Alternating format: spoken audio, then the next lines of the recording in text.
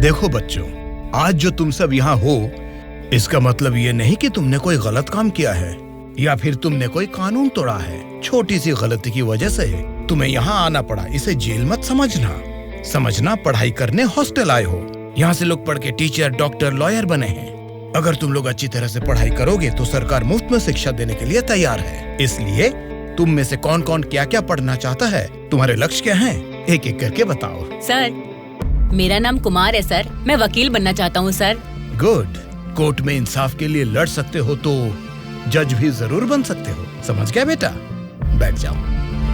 Sir, मेरा नाम श्रावण है सर, मैं पुलिस वाला बनना चाहता हूँ। पुलिस बनने के लिए 10वीं भी काफी है, तो वहीं डिग्री पास करके IPS के लिए प्रिपेयर होके तुम SP भी बन सकते हो। ठीक है? तुम्हारा नाम क्या है बेटा? मेरा नाम सूर्या है सर। तुम फ्यूचर में क्या बनना चाहते हो? CM। GM क्या?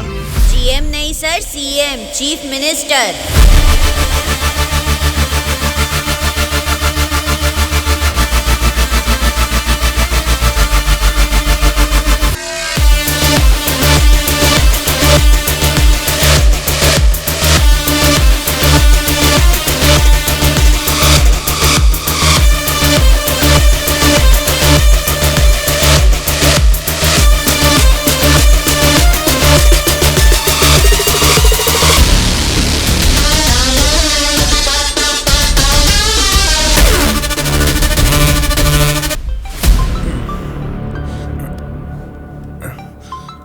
ऑफिस से तो नहीं है।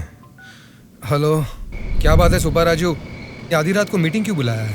अरे आपको पता नहीं क्या, 10 दिन में इलेक्शंस का रिजल्ट्स है। सर्वे या कुछ तो आया होगा, उसे देख के मैडम को थोड़ा टेंशन आ गया होगा। वही बात है ना? वजह यही होगी सर, और क्या होगा। आधी रात को अचानक मीटिंग रख के आप सबको यहाँ बुलाने के लिए मुझे माफ कीजिए। कोई बात नहीं मैडम, आपके लिए, अपने पार्टी के लिए इतनी तकलीफ तो ले सकते हैं। वैसे इस मीटिंग में क्यों बुलाया हमें मैडम?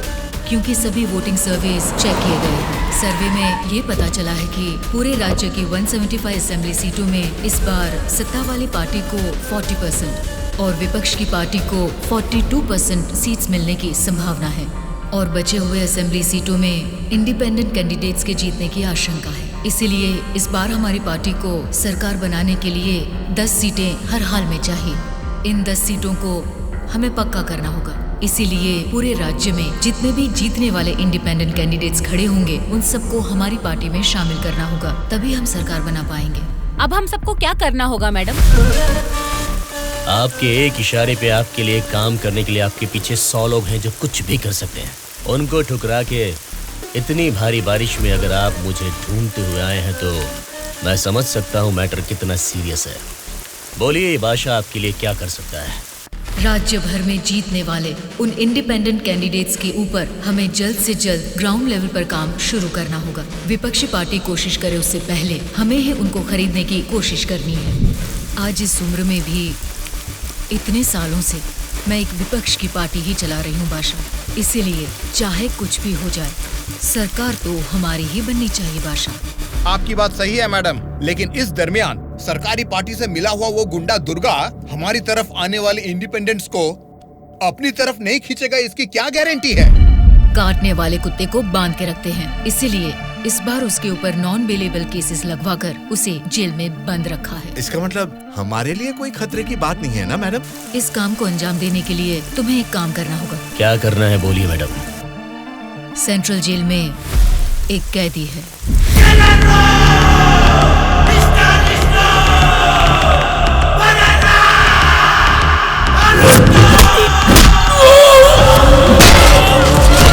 आठ 10 आदमियों को जेल भेजकर उसे मरवाना होगा। नाम क्या है उसका? Durga.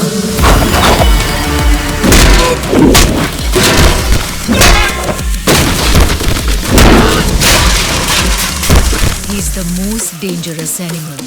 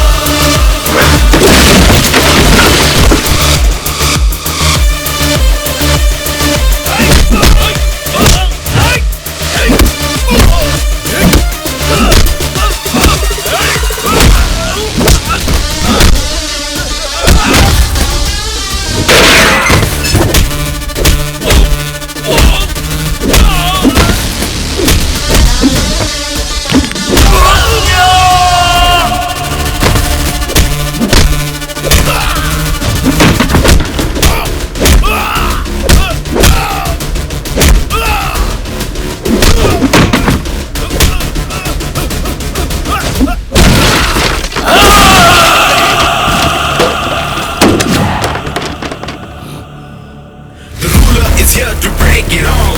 Make his own rules, make you fall. You gotta be the change you wanna see. He's gonna be the rage you won't believe.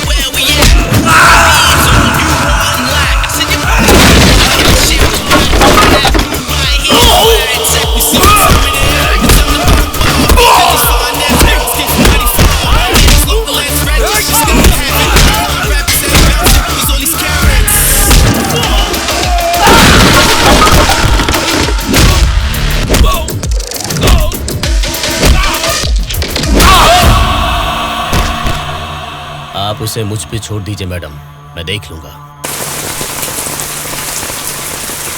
ये जेल है, कोई पबजी खेलने का ग्राउंड वाउंड नहीं, समझ गया? बोल क्यों नहीं रहा है? क्यों मारा उन लोगों को? नजरें नीची करो। कायदे में रहोगे तो फायदे में रहोगे मुन्ना, नहीं तो मेरे बारे में तुम जानता नहीं हो, सीधे तिहाड़ जेल में फेंक दूंगा। ए, तुम लोग क्या देख रहे हो? इसे ले जाके सेल में डाल दो। जेलर साहब। क्या हुआ बादशाह, बात क्या है? मैं अपने 10 छोकरों को आपके जेल भेज रहा हूँ। इस बार किसे टपकाना है? दुर्गा नाम है उसका। दुर्गा बोले तो वो सरकारी पार्टी का आदमी है ना? हाँ साहब, वही है। उसको उड़ाने के लिए अपोजिशन वालों से कितना लिया है और उसमें मेरा कमीशन कितना है? हमेशा की तरह आपके अकाउंट में ट्रांसफर हो जाएगा। स्टेट में इस बार भी हमारी सत्ता आने वाली है, इसलिए कल मेरे फार्म हाउस पर आप सबके लिए एक पार्टी रखी है। Hello sir, CM sir. Central jail से जेलर मधुसूदन बोल रहा हूँ सर। आपको एक खास बात बताने के लिए ही मैंने फोन किया। क्या बात है, बोलो। जेल में आए हुए आपके लोगों को मारने के लिए अपोजिशन वालों ने सुपारी दिया है सर। अगर आपको आपके लोगों की जरूरत नहीं है तो मैं बीच में नहीं आऊंगा, लेकिन अगर आपको इनकी जरूरत अभी भी है तो अपनी जान पर खेलकर भी मैं उन्हें बचा लूंगा। अब आप बताइए, आप किन लोगों को मैं बचा लूं या फिर उनके हवाले छोड़ दूं? मुझे जरा 10 मिनट का टाइम दीजिए। ठीक है सर, मैं आपके कॉल का इंतजार करूंगा।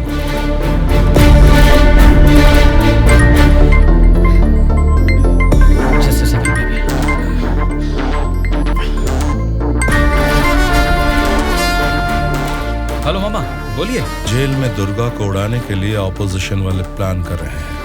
वो अभी भी हमारे लिए कोई काम का है क्या? अरे मामा, अब पूरा काम उसी के हाथ में है मामा। अगर हाथ पर हाथ धरे बैठे रहे तो वो पार्टी फिर से सत्ता में आ जाएगी, तो फिर वो हमारे किस काम का रहेगा? इस बार जैसा आप सोच रहे हैं, सत्ता हमारे हाथ में नहीं है मामा। 70% उन्हीं के फेवर में है। ये बात तुझे कैसे पता? इलेक्शन सर्वे रिपोर्ट्स में वो हमसे ज्यादा स्ट्रॉन्ग है मामा। अगर वोट्स काउंटिंग में भी वो हमसे आगे निकले तो हमें कुछ और एमएलएस की जरूरत पड़ेगी मामा। अब उनको धमका के डरा के हमारी पार्टी में लाने के लिए हमारे लिए दुर्गा ही लास्ट ऑप्शन है मामा। And he is the most powerful weapon we have today. और हमारे धंधे में तो गधे को भी बाप बनाना पड़ता है। और हमें अगर गवर्नमेंट फॉर्म करना है तो किसी भी हाल में हमें दुर्गा चाहिए मामा। इलेक्शन रिजल्ट जब तक डिक्लेयर नहीं होते, जेल में मेरे आदमी का बाल भी बांका नहीं होना चाहिए। वो सब आप मुझ पर छोड़ दीजिए, मैं देख लूंगा। लेकिन आपके आदमियों को प्रोटेक्ट करना है तो बहुत बड़ा अमाउंट खर्च हो सकता है सर। वो मैं देख लूंगा। सर, मेरा एक छोटा सा डाउट है सर। क्या डाउट है? आपने दुर्गा को मरवाने के लिए पैसे लिए थे ना, अब बचाने के लिए पैसे ले रहे हैं। ये बात मेरे पल्ले नहीं पड़ी सर, मुझे थोड़ा कंफ्यूजन हो रहा है। पागल कहीं। इसी को अंग्रेजी में पॉलिटिक्स बोलते हैं और हमारी भाषा में बोलते हैं राजनीति, समझे?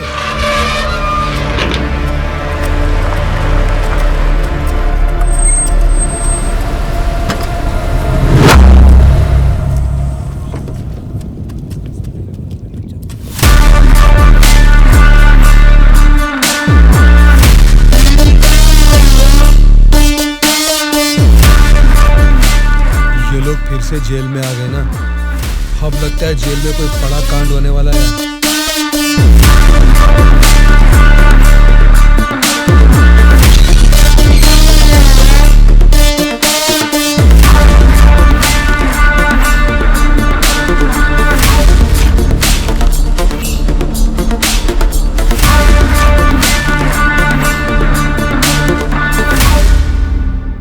उसे कब मारने का सोचा है? हो सके तो आज ही।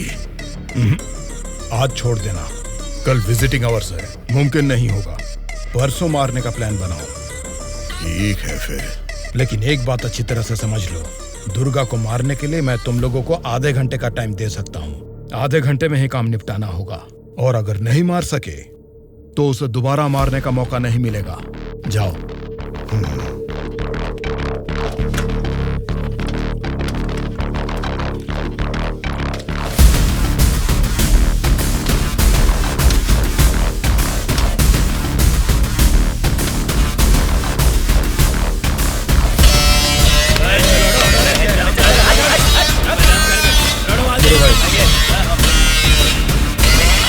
आगे चल।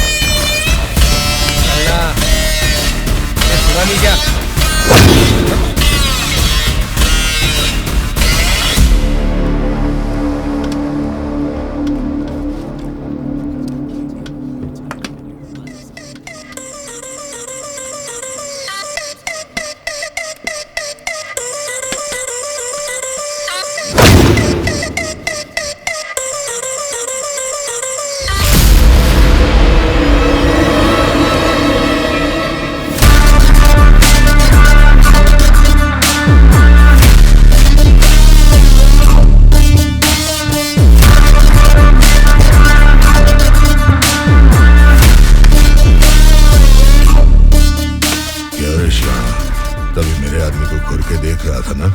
अब मुझे भी देख ले एक बार।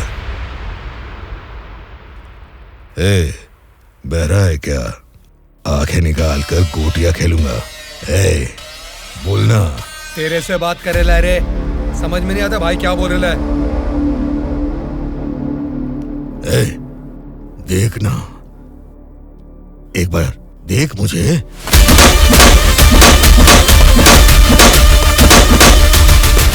मेरे बारे में तुम जानते नहीं हो, सीधे तिहाड़ जेल में फेंक दूंगा।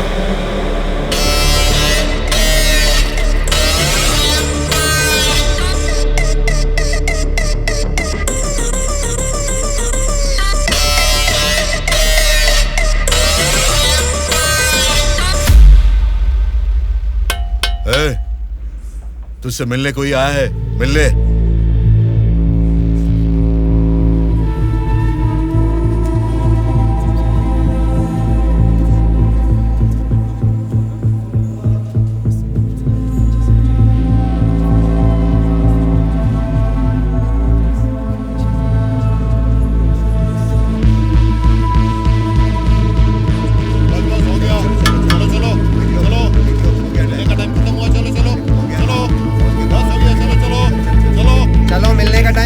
चलो निकलो यहाँ से, चलो टाइम हो गया।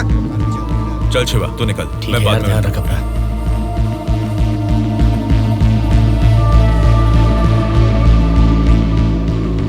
शिवा, भावना कैसी है? देखा, अभी याद आई ना तुझे उसकी? मुझे लगा तू भूल गया था।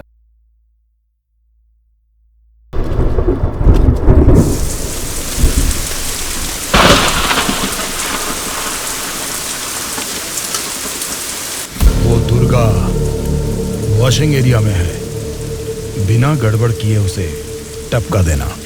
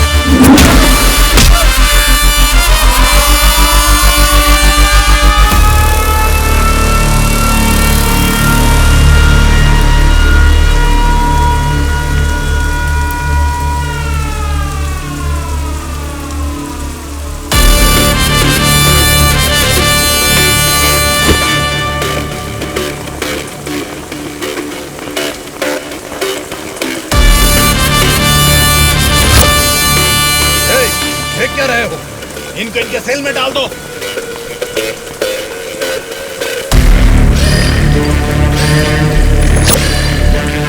हाँ जेलर साहब। यो बादशाह, तुम और 10 लोगों को भेजोगे ना तो भी जेल में उस दुर्गा को नहीं मार सकोगे। क्या हुआ जेलर साहब? क्या हुआ है? तुमने जिन 10 लोगों को भेजा उन्हें उसने कुत्ते की तरह पीटा। मुझे तो लगता नहीं है उनमें से एक भी जिंदा बचेगा। आइंदा जेल के अंदर ऐसी बचकानी हरकत मत करना। जेल के बाहर ही निपटाओ। प्लानिंग जेल के बाहर करो। रखो फोन।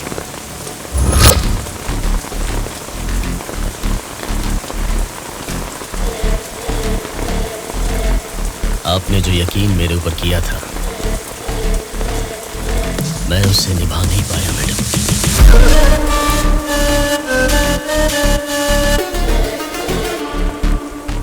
आप ये गन लीजिए मैडम। इस गन से मुझे अभी इसी वक्त यहीं पे मार दीजिए, नहीं तो मुझे एक और मौका दीजिए। मैं खुद जेल में जाकर उस दुर्गा को मारूंगा।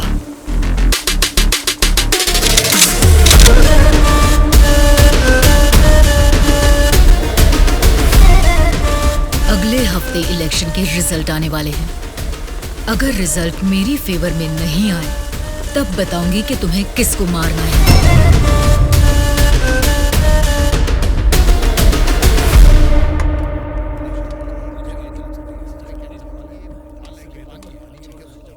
मेरा नाम दुर्गा है। सूर्या। कल मुझे बचाने के लिए थैंक्स।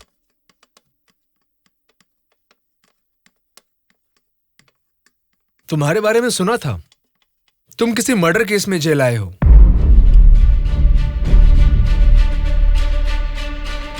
सूर्या, अगर तुम मेरे साथ काम करना चाहते हो तो कहो, मैं तुम्हें इस जेल से बाहर निकाल सकता हूँ और तुम्हारे ऊपर जितने केसेस हैं वो सब मिटा सकता हूँ। वो कैसे? मेरी सरकार में अच्छी जान पहचान है। अगर तुम हमारे साथ काम करना चाहते हो तो कहो, हमारी पार्टी सत्ता में आते ही तुम्हारे ऊपर से सारे केसेस हटवा दूंगा। तुम सच में मेरे ऊपर से वो केस निकलवा दोगे तो मैं तुम्हारे साथ मिलकर कुछ भी करने के लिए रेडी हूं। तो आज से हम दोनों फ्रेंड्स।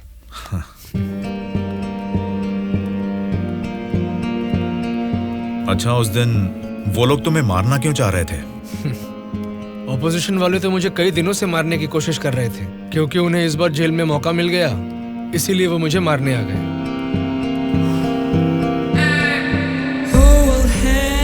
अगर उस दिन वो लोग तुम्हें मार देते तो? क्या होता, जेल में तुम्हारे जैसे अच्छे फ्रेंड को खो देता।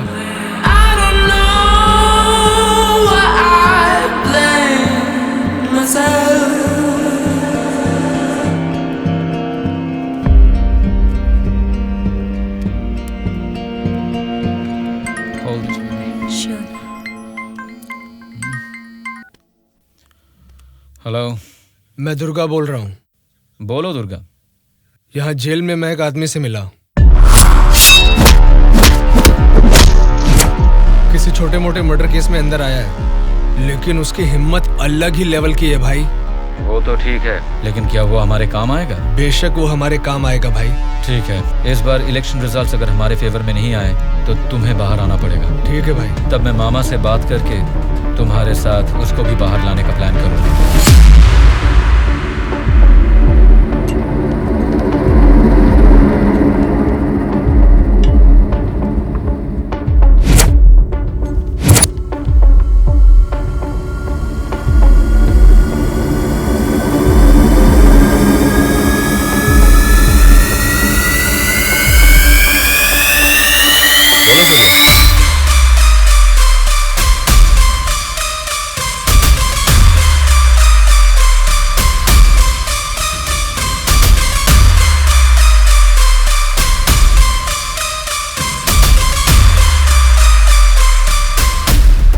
देखो सूर्या, ये सोसाइटी नहीं बदलेगी, ना ही जनता। ये 100 साल के इतिहास में तुम्हें कभी लगा है कि वोट डालने का तरीका बदला है? हमें क्या लेना है सूर्या, मेरी बात सुन, ये सब अभी से छोड़ दे। देखो शिवा, जैसा तू बोल रहा है ये समाज नहीं बदला होगा, पब्लिक ने वोट देने का तरीका भी नहीं बदला होगा, लेकिन पब्लिक को पालने वाले नेता लोगों को हमें बदलना है यार। 40 दिन के इंतजार के बाद हुआ पर्दाफाश। जीते हुए उम्मीदवार जश्न मना रहे हैं तो हारे हुए उम्मीदवार उसकी वजह ढूंढने में जुट गए हैं। जनता के वोट ये बता रहे हैं कि उन्हें किसी से कोई बैर नहीं। दोनों मेजर पार्टियों को इलेक्शन में लगभग एक समान वोट मिले हैं। राज्य की पूरे 120 असेंबली सीटों में से सरकारी पार्टी को 48 सीट मिले हैं, वहीं ऑपोजिशन पार्टी को 52 सीट मिले हैं। बाकी 20 सीटें इंडिपेंडेंट एमएलएस को मिले हैं और वो ही तय करेंगे कि राज्य में सरकार किस पार्टी की बनेगी। अब उनमें से कितने लोग कौन सी पार्टी को समर्थन करेंगे, राज्य की सत्ता कौन सी पार्टी को जाएगी, ये सब जानने के लिए शक्ति परीक्षण होने तक सबको इंतजार करना ये होगा। क्या है सर, इस बार ऐसे कैसे हो गया? अब हम क्या करेंगे सर?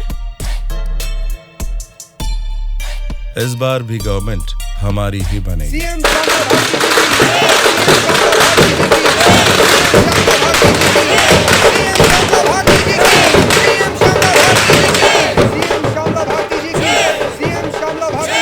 मैडम, इस बार सरकारी पार्टी से आपकी पार्टी लीड में है, इस बार में आपका क्या कहना है? जनता को अब हमारे ऊपर यकीन आ गया है, इसलिए इस बार हमारी पार्टी लीड में है। Thank you. श्यामला भारती जी की, सीएम श्यामला भारती जी की, सीएम श्यामला भारती जी की, सीएम श्यामला भारती जी की, सीएम श्यामला भारती जी की, सीएम श्यामला भारती जी की, सीएम श्यामला भारती जी की, सीएम श्यामला भारती जी की।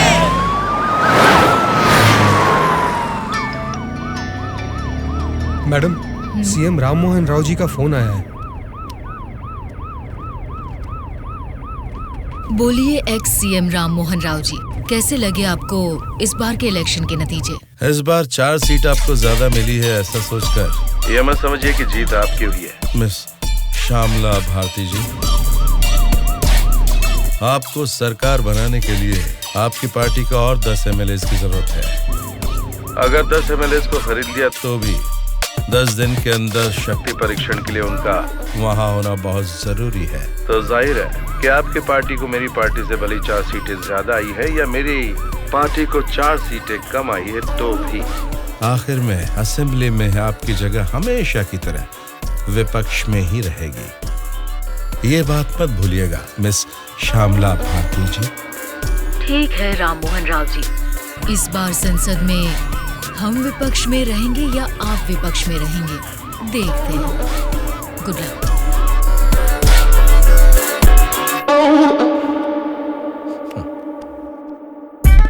ये जानते हुए कि हमारी पार्टी लीड में है, ये राम मोहन राव कॉन्फिडेंटली कह रहा है कि हमारी पार्टी जीत नहीं सकती। इससे ये साफ पता चलता है कि हमारी पीठ पीछे साजिश हो रही है। हम एक लीडिंग पार्टी है, हमें हमारी पार्टी को सत्ता में लाने के लिए उन 20 इंडिपेंडेंट्स को हमारी पार्टी में लाने का कोई न कोई तरीका ढूंढना होगा। हमें उन 20 लोगों को जल्द खरीदना होगा मैडम, और उसका केवल एक ही रास्ता है। कौन सा रास्ता? अनंतगिरी में 20 साल से ना हारने वाले कल्याण प्रसाद को हमें सबसे पहले खरीदना होगा मैडम। उसी को क्यों? वही किंग मेकर है मैडम। जितने भी 20 इंडिपेंडेंट उम्मीदवार है वो सब उसी के हाथ में रहते हैं। तो फिर जल्द से जल्द बुलवाइए उसे। कल्याण प्रसाद को फोन करके कहो कि तुरंत मेरे फार्म हाउस पर आकर मुझसे मिले। ओके? ठीक है सर।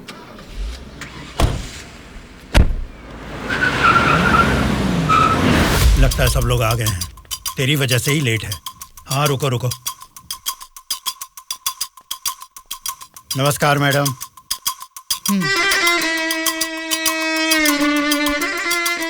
मैडम डायरेक्टली पॉइंट पर बात करेंगे, इससे दोनों का टाइम बचेगा। मैं भी सीधे पॉइंट पर आकर बात करूंगी। आपके 20 एमएलएस को हमारी पार्टी को समर्थन देना होगा। इसके लिए आपके एक एक एमएलए की कीमत बताइए। एक एक एमएलए ने अपने मतदान क्षेत्र में जीतने के लिए तकरीबन 50 करोड़ रुपए खर्च किए हैं। एक एक एमएलए को 100 करोड़ दे दीजिए। क्या मतलब? एक एक एमएलए को 100 करोड़? मतलब इसके हिसाब से 20 एमएलए को 2000 करोड़? हाँ मैडम। इतना क्यों? मार्केट में आजकल रेट बहुत बढ़ गए मैडम। एक जमाने में खाना पकाने का तेल 100 रुपए लीटर मिलता था और अब 230 रुपए हो गया है। फिर भी लोग खरीद रहे हैं ना। वैसे जनता के बारे में हम कुछ सोच रहे हैं क्या? नहीं ना। इसीलिए जैसे चीजों के दाम बढ़ गए हैं, वोटर्स ने भी अपने रेट बढ़ा दिए हैं मैडम। एक टाइम पे 1000 रुपए में मिलने वाले वोट अब 5000 में मिलते हैं। यहाँ कोई भी कैंडिडेट को देख के वोट नहीं डालता मैडम, वो वोट डालता है कैश देखकर ही। मतलब आपके एमएलएस को हमारी पार्टी को समर्थन देना है तो आपको 2000 करोड़ देने होंगे, सही कहा? 2000 करोड़ नहीं मैडम। तो फिर? 2500 करोड़। मतलब 2500 करोड़ रुपए? यस। वो 500 करोड़ किसके लिए? वो मेरा कमीशन है मैडम। आपका कमीशन 500 करोड़ है? जी मैडम। मैं आपको कोई प्याज टमाटर थोड़ी ना बेच रहा हूँ। इस राज्य की सत्ता 5 साल के लिए दे रहा हूँ आपको। इसके बदले में एक छोटी सी 500 करोड़ की रकम कमीशन लेने में कोई गलती नहीं है मैडम।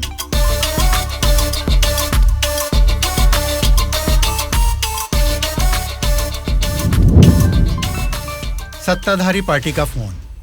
अगर मेरा प्रपोजल आपको जमता है तो फोन काट दूंगा, और नहीं तो इस बार फिर से उन्हीं की सरकार बनेगी।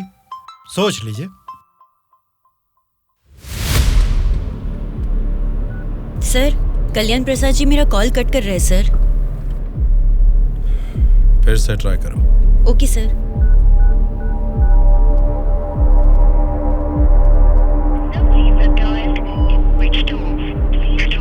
सर, फोन स्विच ऑफ आ रहा है सर। ठीक है, उसे वॉइस मैसेज भेज दो। Okay sure sir. आपने 2500 करोड़ मांगे जो मैं दे रही हूँ।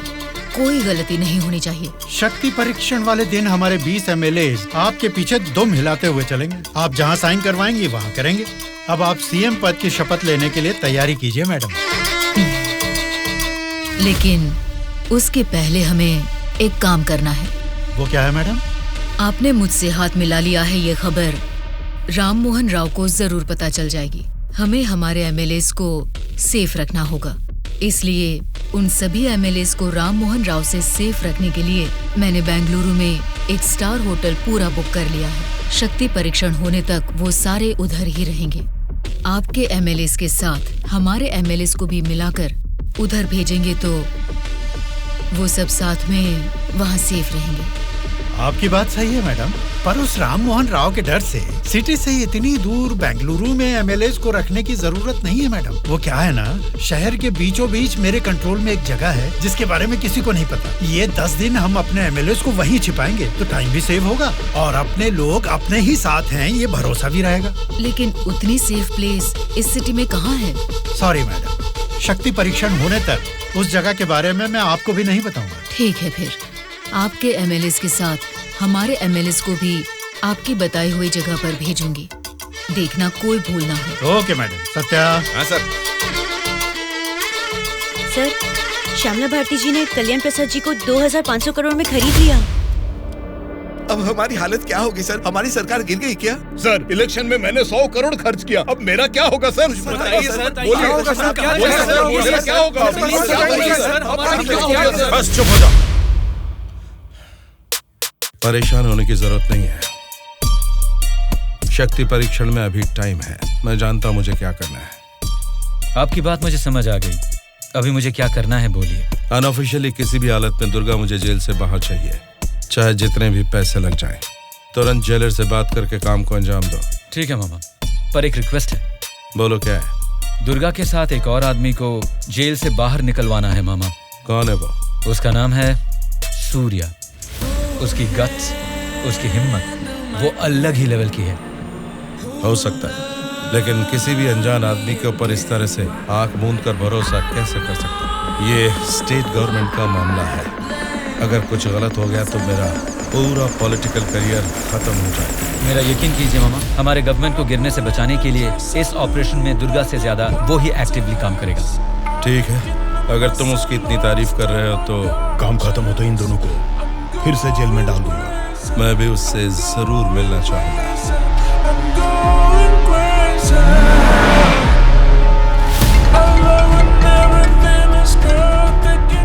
हेलो मैडम, मुझे आपको एक इन्फॉर्मेशन देनी है। हाँ बोलिए। जेल से दुर्गा भाग गया है, अपने एमएलए को संभालिए।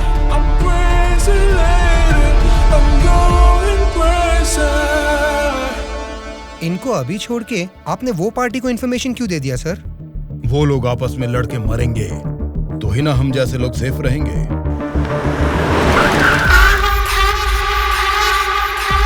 आज रात यहीं पे रुकना। कल सवेरे 8 बजे मामा से मीटिंग हो सकती है। कॉल आते ही यहाँ से निकल जाना। मैडम, कल रात ही मैंने अपने सभी लोगों को सेफ जगह पर शिफ्ट किया है और यहाँ वो सारे लोग बहुत ही एंजॉय कर रहे हैं। वो ठीक है, पहले मेरी बात सुनिए। बोलिए मैडम। सरकारी पार्टी वाले जेल से उस दुर्गा को बाहर लेकर आए हैं, ये इन्फॉर्मेशन आई है।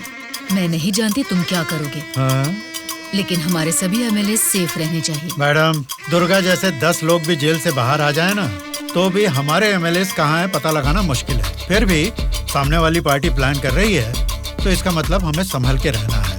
आप टेंशन मत लीजिए, शक्ति परीक्षण होने तक उनको ही नहीं आपको भी आपके एमएलए कहाँ है पता नहीं चलेगा। ऐसा प्लान किया है। ठीक है, जो भी करो संभाल कर। इलेक्शन रिजल्ट के बारे में इस बार भी मेरा अंदाजा गलत निकला। लगता है सत्ता हाथ से जाने वाली है। तुम दोनों को क्या करना है ये तुम सोचो, चाहे जितने पैसे खर्च हो जाएं। लेकिन उस श्यामला ने जिन 20 इंडिपेंडेंट एमएलएस को खरीदा है वो किसी भी तरह मुझे चाहिए। तुम लोगों का क्या प्लान है? बताओ क्या करोगे? उन सबको किडनैप करेंगे सर। किडनैप? हाँ सर। 20 एमएलएस को किडनैप करना तुम्हें स्कूल के बच्चों को किडनैप करने के जैसा लग रहा है क्या? 20 एमएलएस नहीं सर, ऑपोजिशन एमआईयू को मिलाकर पूरे 72 एमएलएस हैं सर। क्या 72 लोग? आपकी पार्टी से जीते हुए 48 एमएलएस के साथ पूरे 120 एमएलएस को आपके बेंगलुरु वाले फार्म हाउस में बिना बंदी बनाए इस बार आप सीएम नहीं बन सकते हैं सर। ऑपोजिशन एमएलएस तक तो ठीक है, लेकिन हमारे एमएलएस क्यों? वो तो हमारे ही लोग हैं ना। राजनीति में सब कुछ हो सकता है सर, सब कुछ जायज है। सत्ता का पलड़ा जिस तरफ है वो उस तरफ चले जाएंगे। यहां जीतने से ज्यादा सत्ता जरूरी है सर। अभी की सिचुएशन में अपने एमएलएस को हमें ही बचाना है सर। इसलिए हमें उनके साथ हमारे एमएलएस को भी बंदी बनाना ही होगा सर। तुम्हारा प्लान सुनने में तो ठीक ही लग रहा है, लेकिन ऑपोजिशन एमएलएस को किडनैप कैसे करोगे? यह मुमकिन है क्या? सत्ता की जंग हर कोई जीतना चाहता है, पर जीत सिर्फ एक की ही होती है और उसी को वीर कहते हैं। मैंने आपको जिसके बारे में बताया था ये वही है सर। तो जरा बताओ कि शुभ काम का मुहूर्त कब है? इस शुक्रवार को ही आपके सभी एमएलएस को बस में बिठा के दुर्गा को सौंप दीजिए। दुर्गा उनको बेंगलुरु हाईवे के एक ढाबे पर लेकर आएगा। इसी बीच ऑपोजिशन के सभी एमएलएस को किडनैप करके लाने का जिम्मा मेरा होगा। गुड। तुम्हारे प्लान के साथ तुम्हारा कॉन्फिडेंस भी मुझे अच्छा लगा।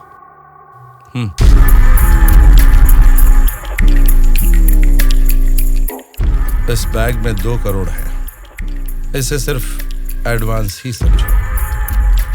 जैसा सोचा है, अगर काम वैसा ही हुआ तो तुम्हारे ऊपर जितने भी केस हैं उनको हटाने के साथ ही इस तरह के कई बैग्स तुम्हें मिलेंगे। इस बार भी आप ही सीएम पद की शपथ लेंगे, उसके लिए तैयार रहिए।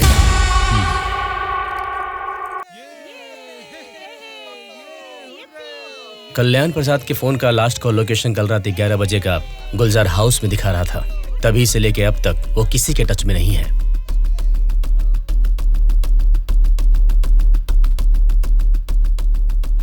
तो फिर वो पक्का गुलजार हाउस में ही है। हाँ बोलो।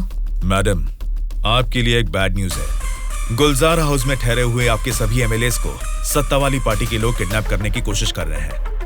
आप फौरन उनको वहां से कहीं और शिफ्ट करवाइए, नहीं तो सीएम नहीं बन पाएंगी। लेकिन तुम कौन हो? आपका हितैषी हूं।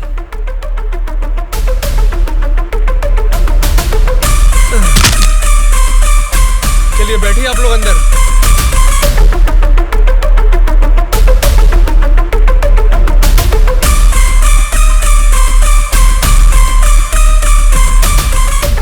बोलिए मैडम। कहाँ हैं आप? मैं नहीं बता सकता। मैं सीरियसली कुछ पूछ रही हूँ, उसका सीधा जवाब दीजिए। मैं भी सीरियसली ही बोल रहा हूँ मैडम, नहीं बता सकता। आप सब गुलजार हाउस में हैं, ये बात मैं अच्छी तरह से जानती हूँ। वो कैसे मैडम? गूगल मैप पे भी सर्च करने पर इस जगह के बारे में किसी को पता नहीं चलता।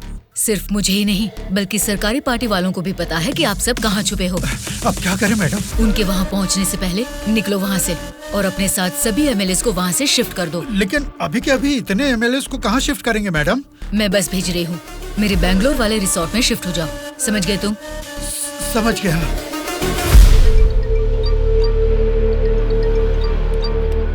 जी मैडम। बादशाह, तुम्हें मेरा एक काम करना होगा।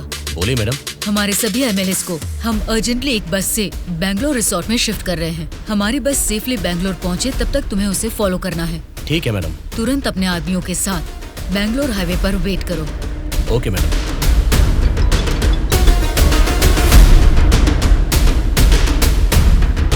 हेलो मैडम, मैं ट्रैवल एजेंसी का बस ड्राइवर बोल रहा हूँ मैडम।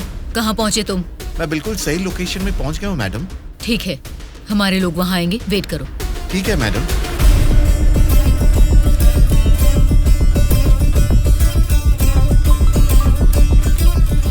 हाँ बोलिए मैडम। बस आ गई है, आप सब तुरंत वहाँ से निकल जाइए। ठीक है मैडम। बस आ गई है, चलिए सब लोग बस में बैठिए।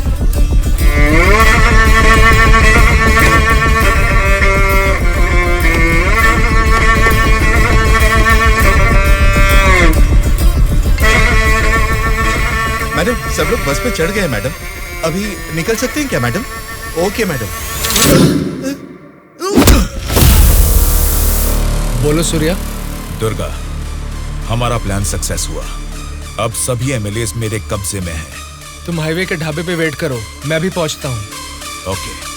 क्या रे, कुछ पता? बोली मैडम। बस निकल गई है और थोड़ी ही देर में बैंगलोर हाईवे एंटर करेगी। अगर कोई भी हमारी बस को फॉलो करता हुआ दिखे तो उसे वहीं मार देना।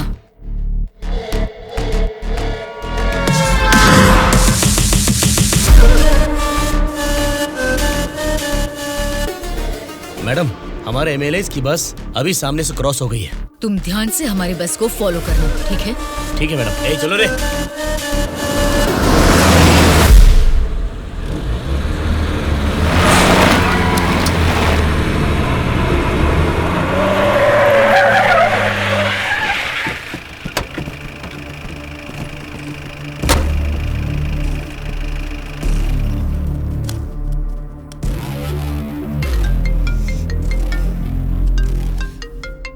बोलो बादशाह। हाँ मैडम, अभी हमारी बस हाईवे के बाजू में एक ढाबा के पास रुकी हुई है। नाइट जर्नी है ना बादशाह, चाय कॉफी पीने के लिए रुके होंगे। अब इतना भी फोन करके बताओगे? Madam madam. अब क्या हुआ बादशाह? हमारे बस के पीछे ही एक और बस आके रुकी है। और एक बस? हाँ मैडम, देखने में तो सरकारी पार्टी की एमएलए की बस लग रही है। क्या सरकारी पार्टी के एमएलए की बस? हाँ मैडम, पक्का उन्हीं लोगों की बस है मैडम। सच में? लेकिन उनकी बस वहाँ क्यों आई है?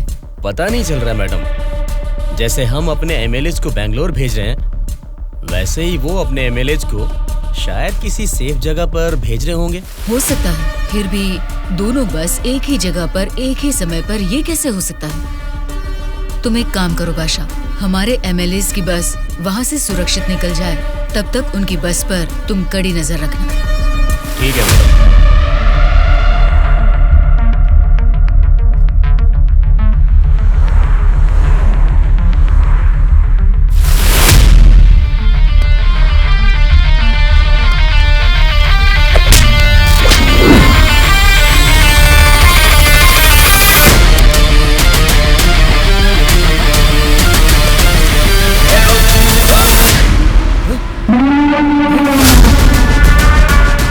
बोलो बादशाह। हमारे बस ड्राइवर ने सरकारी पार्टी के बस ड्राइवर दुर्गा को मार के उनकी बस को भी हमारे बस ड्राइवर ही ड्राइव करके ले जा रहे हैं मैडम। व्हाट? उनकी बस को हमारे ड्राइवर क्यों ले गए हैं? मुझे भी कुछ समझ में नहीं आ रहा मैडम। ठीक है, मैं अपने ड्राइवर को फोन करके पता लगा लूंगी। पहले तुम हमारी बस को फॉलो करो। Okay madam. Hello madam. Anwar, क्या कर रहे हो तुम लोग? कुछ लोग आके मुझे मार के हमारी बस को लेके गए मैडम। बोली मैडम। बादशाह, वो लोग अपने ड्राइवर नहीं हैं, कोई क्रिमिनल्स हैं। उनका पीछा करो। Stop them right now. ठीक है मैडम।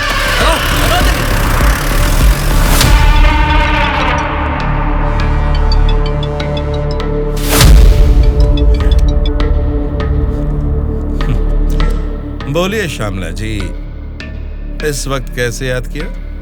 बड़े रिलैक्स्ड मूड में लग रहे हैं आप। एक शॉकिंग न्यूज सुनाऊं आपको? बताइए, क्या है वो?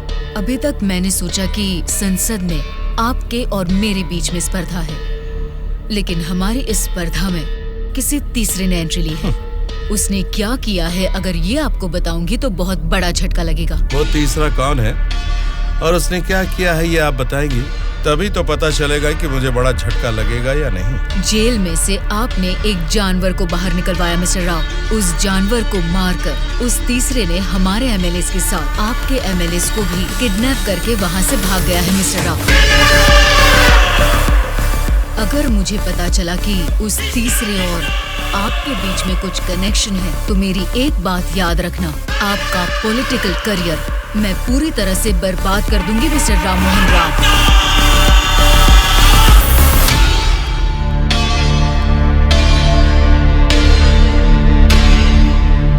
क्या हुआ मामा?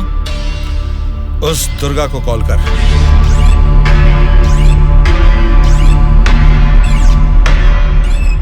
वो फोन नहीं उठा रहा है। उसके फ्रेंड को कॉल कर।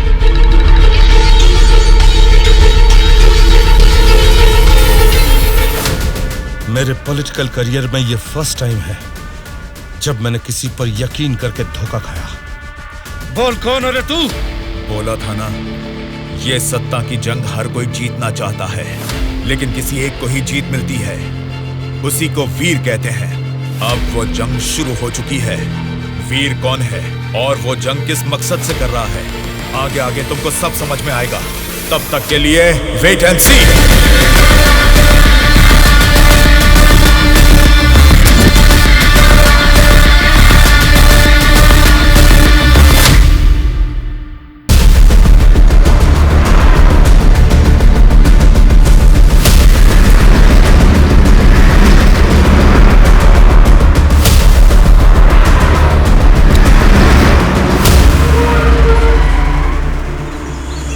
कौन सी जगह है?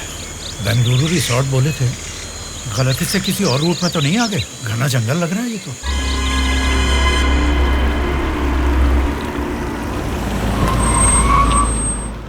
सर वो क्या है कि तुम पर भरोसा करके काम सौंप दिया, इसके लिए तो मुझे खुद को जूते मारने चाहिए।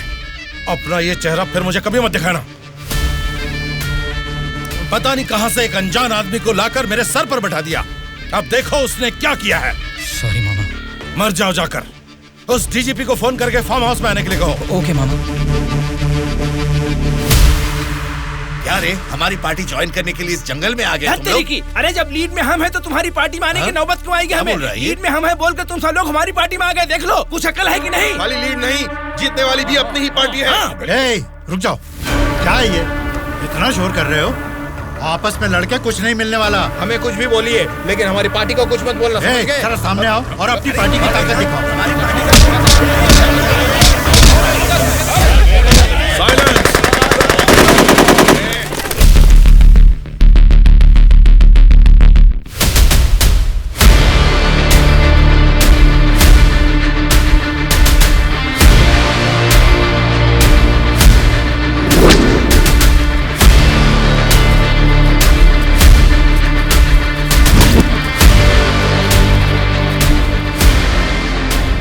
क्या सोच रहे हो? जैसे टीम में आ रहा चिल्ला रहे हो, अपनी मर्जी से आपस में लड़ रहे हो। ये तुम्हारी असेंबली नहीं है, ये जंगल है। मेरा जंगल, मेरा जंगल, मेरा जंगल। यहाँ कोई स्पीकर नहीं होगा, माइक नहीं होगा, ना ही वॉकआउट होगा। हम सब हाईवे से तकरीबन 250 किलोमीटर की दूरी पर घने जंगल में हैं। बेटा, तुम लोग नेक्सलाइस्ट हो, माओइस्ट हो, टेररिस्ट हो, कौन हो बेटा तुम लोग? वो सब कहां से पैदा हुए हैं? तुम जैसे लोगों की गलती से ही वो लोग पैदा हुए हैं। बेटा, तेरी बात मैं मानता हूँ, लेकिन मैं शुगर पेशेंट हूँ। टाइम पर खा के अगर मैंने दवा नहीं लिया तो मेरी बॉडी कांपने लग जाती है बेटा। तुम हेल्थ मिनिस्टर हो ना? हाँ बेटा। तुम्हारे पास बड़े हॉस्पिटल्स हैं, फिर भी तुम्हें ये सब बीमारियां हैं, तो तुम पब्लिक का भला कैसे करोगे? बेटा, हमारे पेट में चूहे दौड़ रहे हैं, पहले कुछ खाने के लिए तो दे दीजिए।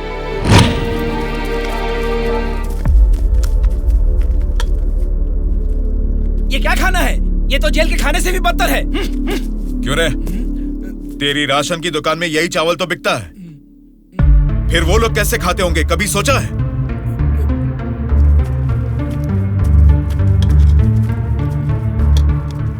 बस बेटा बस, चावल खाने में कमी ही करनी चाहिए, ज्यादा नहीं खाना चाहिए। अच्छा, तो फिर इतनी जायदाद कैसे बना ली? उसमें भी तो कमी कर सकते थे, पर उसमें तो करोगे नहीं। देखो बेटा, तुम्हारी बातें और करतूतें तो कमाल की हैं, लेकिन कमी है तो बस चेहरा नहीं दिखाया तुमने। जरा वो भी दिखा दो। तुझसे देखा नहीं जाएगा। बाप रे, इतना डरावना है तुम्हारा चेहरा? तो फिर देखो। हाँ तो फिर दिखाओ ना।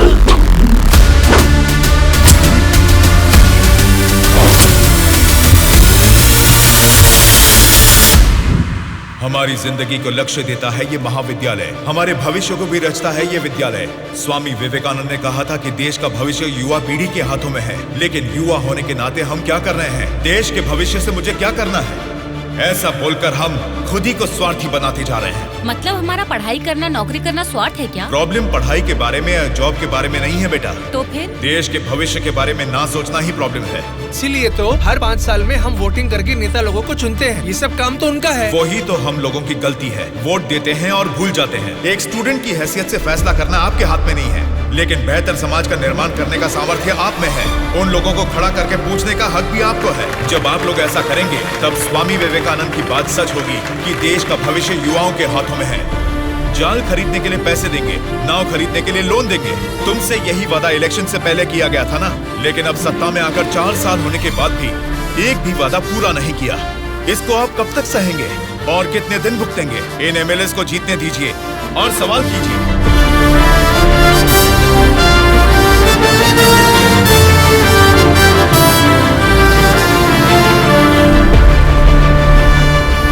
18 साल की उम्र होने के बाद ही हमारे देश में मतदान का हक क्यों दिया जाता है जानते हो? ताकि हम एक सही नेता को चुन सके। लेकिन हम क्या कर रहे हैं? हम बिना सोचे समझे और उनसे पैसे लेकर वोट डाल रहे हैं। अगर ऐसा ही चलता रहा तो कल को आपके बच्चे और फिर उनके बच्चे, हर किसी को इसी तरह की परेशानी होगी। हमें अब बिना सोचे समझे और पैसे लेकर वोट डालने की इस प्रथा को खत्म करना ही होगा। और अगर हमने ऐसा नहीं किया तो सबका नाश निश्चित है। आने वाली पीढ़ी को हम ये बताएंगे कि वोट की जो ताकत है उससे सरकार बदल सकते हैं।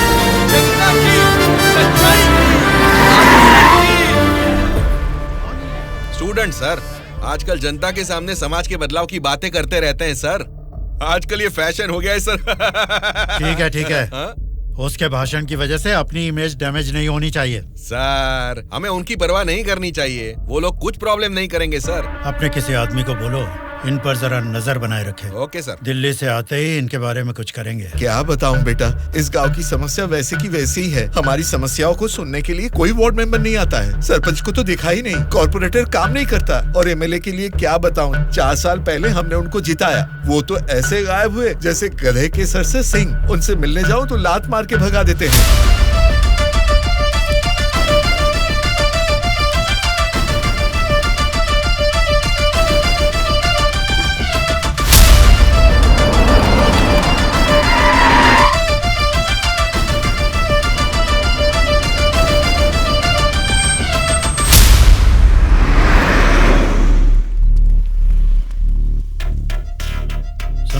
हाँ सर।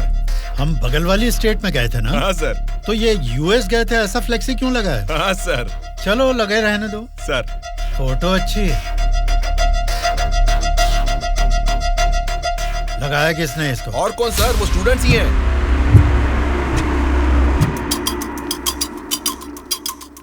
इन पोस्टर्स को देखकर वो एमएलए पक्का रिएक्ट करेगा। रिएक्ट तो करेगा, पर कैसे रिएक्ट करेगा वो पता नहीं चल रहा।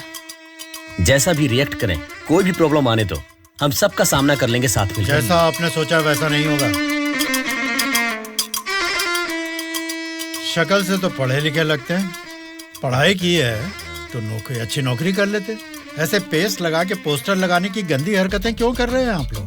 ये पॉलिटिक्स के चक्कर में क्यों फंस रहे हैं? ये एक दलदल है, एक बार इसमें उतर गए ना तो फिर इससे बाहर नहीं निकल पाओगे। समझ गए ना? मतलब आपकी नजर में वोटर की कोई वैल्यू नहीं? अरे बहुत सही कहा आपने। आपकी नजर में वोटर की बड़ी कीमत है, लेकिन हमें वोट की कीमत पता है। यही फर्क है आपकी और हमारी सोच में। एक बार वोट मिल गया ना, फिर वोटर को कौन पूछता है? 5 साल के लिए हम ही राजा, हम ही मंत्री। मतलब आपसे सवाल करने वाला कोई नहीं है क्या? अब तुम ही बताओ, जो लोग पैसा लेकर वोट डालते हैं उनको सवाल पूछने का अधिकार है? अभी जो भी हो रहा है वो इलेक्शन नहीं है, कलेक्शन है। हम वोट कलेक्ट करेंगे, वो पैसे कलेक्ट करेंगे। एक एक वोट का 5,000, 1.5 लाख वोट हैं, मतलब 75 करोड़। उसके साथ दारू, बिरयानी, नाच गाना, पोस्टर, पब्लिसिटी, इनके अलावा हमारे नेता को मिलने वाले गिफ्ट्स। बाप रे, तकरीबन 150 से 200 करोड़ खर्च होता है। अब इस खर्चे को प्रॉफिट में बदलना है, 200 करोड़ का 1000 करोड़ बनाना है। ये सब करने में ही 5 साल निकल जाएंगे। फिर जनता की सेवा करने का टाइम कहाँ रहेगा? वैसे वोट बेचने वाले की हम सेवा क्यों करें? उसको पूछने का हक नहीं है, क्योंकि उसने तो अपना वोट बेच दिया है। इसलिए मैं तुम लोगों को आखिरी बार बोल रहा हूँ, सड़क छाप गुंडागर्दी से जिंदगी शुरू की थी, अब स्टेट मिनिस्टर हूँ। मुझे फिर से गुंडा बनने पर मजबूर मत करो। इलेक्शन नजदीक आ रहे हैं। पिछली बार वोट के लिए 5,000 मांगे थे, इस बार 10,000 मांगेंगे। हमें इसके लिए तैयार रहना है। यहाँ वोट के लिए ही नहीं, सीट के लिए भी पैसे देने हैं। पार्टी हाईकमांड मेरी परवाह नहीं करेगी तो मुझे बहुत दिक्कत हो जाएगी। मेरे रास्ते से हट जाइए। इसके बावजूद भी अगर किसी ने रोका तो तुम सबकी डेट ऑफ बर्थ तो अलग अलग है, लेकिन डेट ऑफ डेथ एक हो जाएगी, याद रखना। चलता हूँ।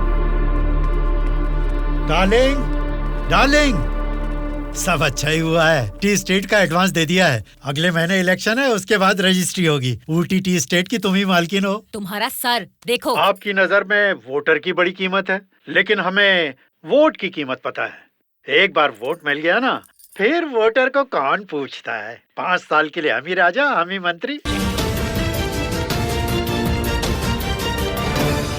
आज की ब्रेकिंग न्यूज, हम आपके सामने एमएलए कल्याण प्रसाद जी की बेईमानी का खुलासा करने वाले हैं। टीवी देखिए सर, जो लोग पैसा लेकर वोट डालते हैं उनको सवाल पूछने का अधिकार है। अभी जो भी हो रहा है वो इलेक्शन नहीं है, कलेक्शन है। तो तुम सबकी डेट ऑफ बर्थ तो अलग अलग है, लेकिन डेट ऑफ डेथ एक हो जाएगी। याद रखो। खुद कल्याण प्रसाद जी के मुंह से ये बातें सुनने के बाद उन्हें मिनिस्टर के पद से ही नहीं बल्कि पार्टी के हाई कमांड ने उन्हें पार्टी से भी सस्पेंड कर दिया है। आपको बिना बताए पद से निकाल दिया, ये तो नाइंसाफी है सर। क्या नाइंसाफी है रे? हाँ, मैं एक बड़ा बदमाश हूँ, ऐसा ही बोलकर इन्होंने वीडियो में मान लिया। सब लफंगे लोगों के ये बड़े नेता हैं। लो खाओ, सब ठूसो। और काम भी क्या है? खाना और सोते रहना, और बचा ही क्या है? बाप रे बाप, कितने सपने दिखाए थे। ऊटी में टी स्टेट लूंगा, कर्नाटक में कॉफी स्टेट लूंगा, अगले इलेक्शन में जीतूंगा तो मैं होम मिनिस्टर बनूंगा, तुम होम मिनिस्टर की बीवी बनोगी, बाद में सीएम और मैं सीएम की बीवी। क्यों जी, तुम तो मुझे सीएम की बीवी बनाना चाहते थे, तुम तो खुद ही सीएम नहीं बन पाए। अभी देखो, नालायक की बीवी बनकर बैठी हूँ यहाँ पर। मैं सोच रही थी सीएम की बीवी बनने के लिए क्या करना पड़ेगा। देखते क्या हो जी, बताओ ना क्या करना है। बहुत बोल चुके हो, आप जाओ।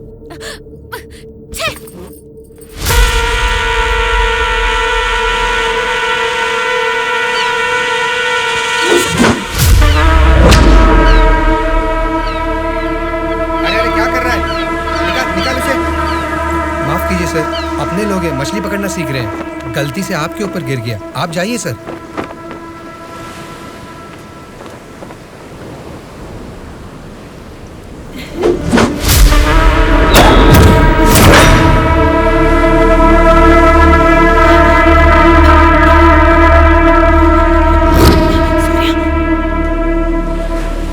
सॉरी सर, मछली पकड़ते समय समुंदर में सब मछलियां तो नहीं पकड़ सकते ना सर।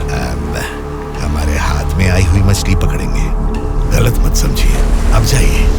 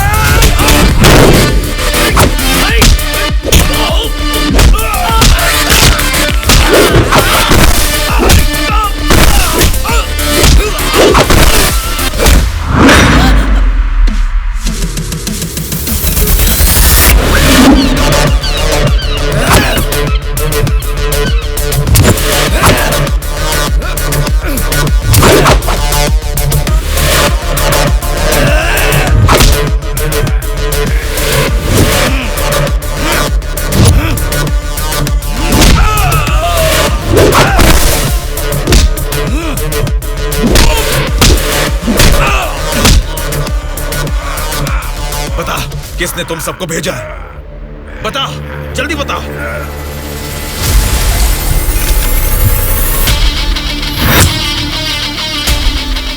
इतना हैरान क्यों है? मरा हुआ आदमी तेरे सामने जिंदा कैसे खड़ा है, यही सोच रहा है ना तू? मुझे मारना तेरे बस की बात नहीं है, ना ही तेरे बाप से हो पाएगा। वोट देना हर एक का हक है, उसे पैसे देकर मत खरीदो। एमएलए एक रिप्रेजेंटेटिव होता है जो लोगों की समस्याओं को सरकार के पास लेकर जाता है, बल्कि ये नहीं कि वो उस क्षेत्र का राजा बनकर बैठे।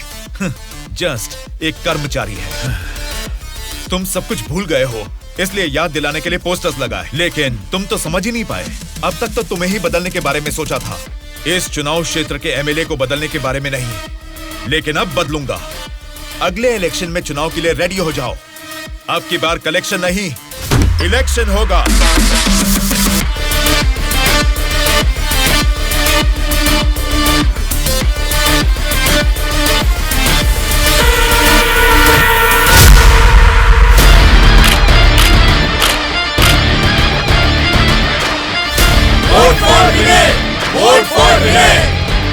इसका नाम विनय है।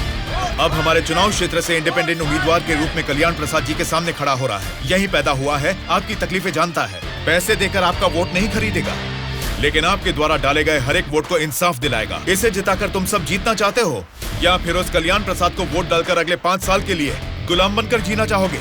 ये आपकी मर्जी है। भैया अभी तक पैसे लेके वोट देते थे, लेकिन अब भले काम के लिए वोट देंगे हम। अभी तक हमें कोई ऐसा नहीं मिला जो हमारा साथ दे। आप खड़े हो भैया, इस बार हम वोट आप ही को देंगे।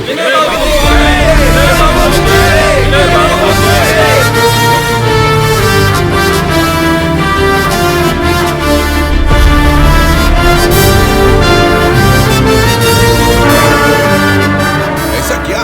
यहाँ आप लोग बैठकर ताश खेल रहे हैं और वहाँ आपके सामने दूसरा लीडर खड़ा हो रहा है। देखो, पैसे लेकर वोट डालने वाली जनता के रहते हैं, इनकी परवाह नहीं करनी है। आपका बोया हुआ पेड़ आपको ही छांव देगा। आपका डाला हुआ वोट भविष्य का फैसला करेगा। अब किसे वोट देना है, ये आप ही तय कीजिए।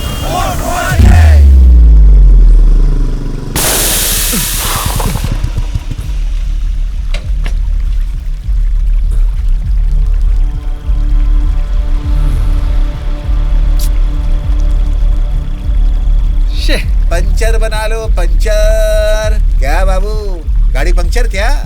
हाँ भाई, जरा अर्जेंटली जाना है। आप पंचर बना दोगे? बनाऊंगा ना। आगे जाके ये हमारे गांव का एमएलए बनेगा। पंचर थोड़ा खट से बना रे। तुम्हारे रोज जाने वाले रास्ते में अचानक तुम्हारी गाड़ी पंक्चर हो गई है, फर्क नहीं दिख रहा है क्या? उसके साथ जैसे ही गाड़ी पंक्चर हुई तभी पंक्चर वालों का हाजिर होना अजीब नहीं लग रहा है? वैसे तो इलेक्शन में खड़े होना भी अजीब बात है। आप तो एमएलए बन जाएंगे, असेंबली में चले जाएंगे, अपन तो इधर ही रह जाएगा ना। हम तो गुंडागर्दी ही करेंगे, और करेंगे भी तो क्या होगा? मारना, काटना, जलाना और बलात्कार करना। हम किसको मारेंगे, किसको काटेंगे जानते हैं? तेरे दोस्तों को। तेरे दोस्त सूर्या को बहुत बुरी मौत मारेंगे। बाद में बच्चे का कौन जानते हैं आप? आपके साथ घूमती है ना वो गोरी गोरी लड़कियां, जैसे चाहे मजे करेंगे। अय्याशी करके मुंबई रेड लाइट एरिया में जाके बेच देंगे उनको। सोच लेना। चलो रे।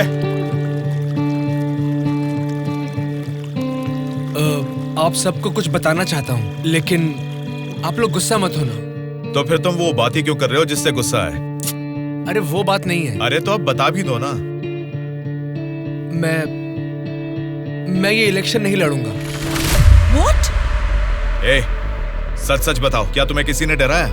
ऐसा कुछ नहीं है, मैं ये इलेक्शन नहीं लड़ूंगा बस। तेरी आंखों में मुझे डर दिख रहा है। क्या बात है, बोल। हाँ यार, मैं डर रहा हूँ, तो अब क्या करूँ? अगर जान का डर था तो इस इलेक्शन में खड़ा होने के लिए तैयार क्यों हुआ? कल ही नॉमिनेशन की लास्ट डेट है। कल 3 बजे एमआरओ ऑफिस के पास हम सब तेरा वेट करेंगे। तू कल आ रहा है और नॉमिनेशन भी डालेगा। उल्टा सीधा बोलेगा तो इन सब के बारे में तो नहीं जानता, लेकिन मैं तुझे मारकर समुंदर में फेंक दूंगा। याद रखना, कल शाम को 3 बजे एमआरओ ऑफिस। चलो रे। कल हम तेरे लिए वेट करेंगे।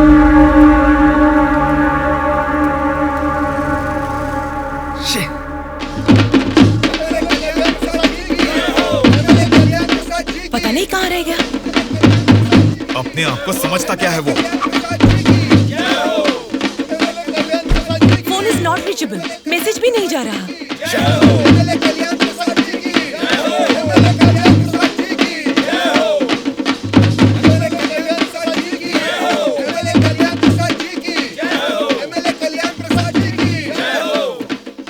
संभाल के रखना, बात के कार्यक्रम में काम आएंगे।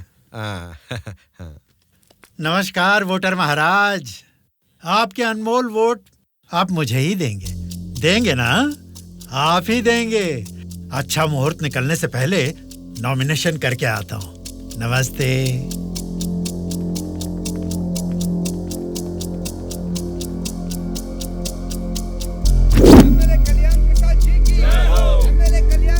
विनय को फिर से कॉल करो। इतना टाइम हो गया अभी तक नहीं आया। कल्याण प्रसाद जी की। छोटे भाई, आपका कैंडिडेट अभी तक नहीं आया ना? राहु काल शुरू हो चुका है।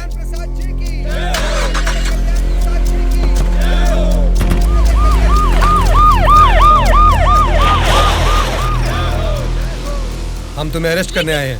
हमें चलो बताते हैं।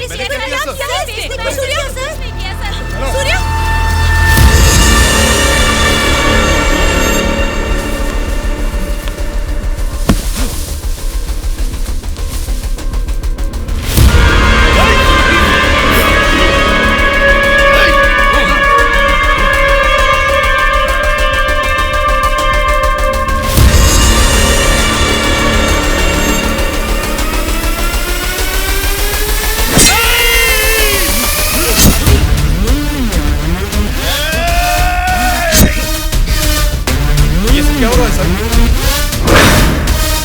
फायर रख अपना।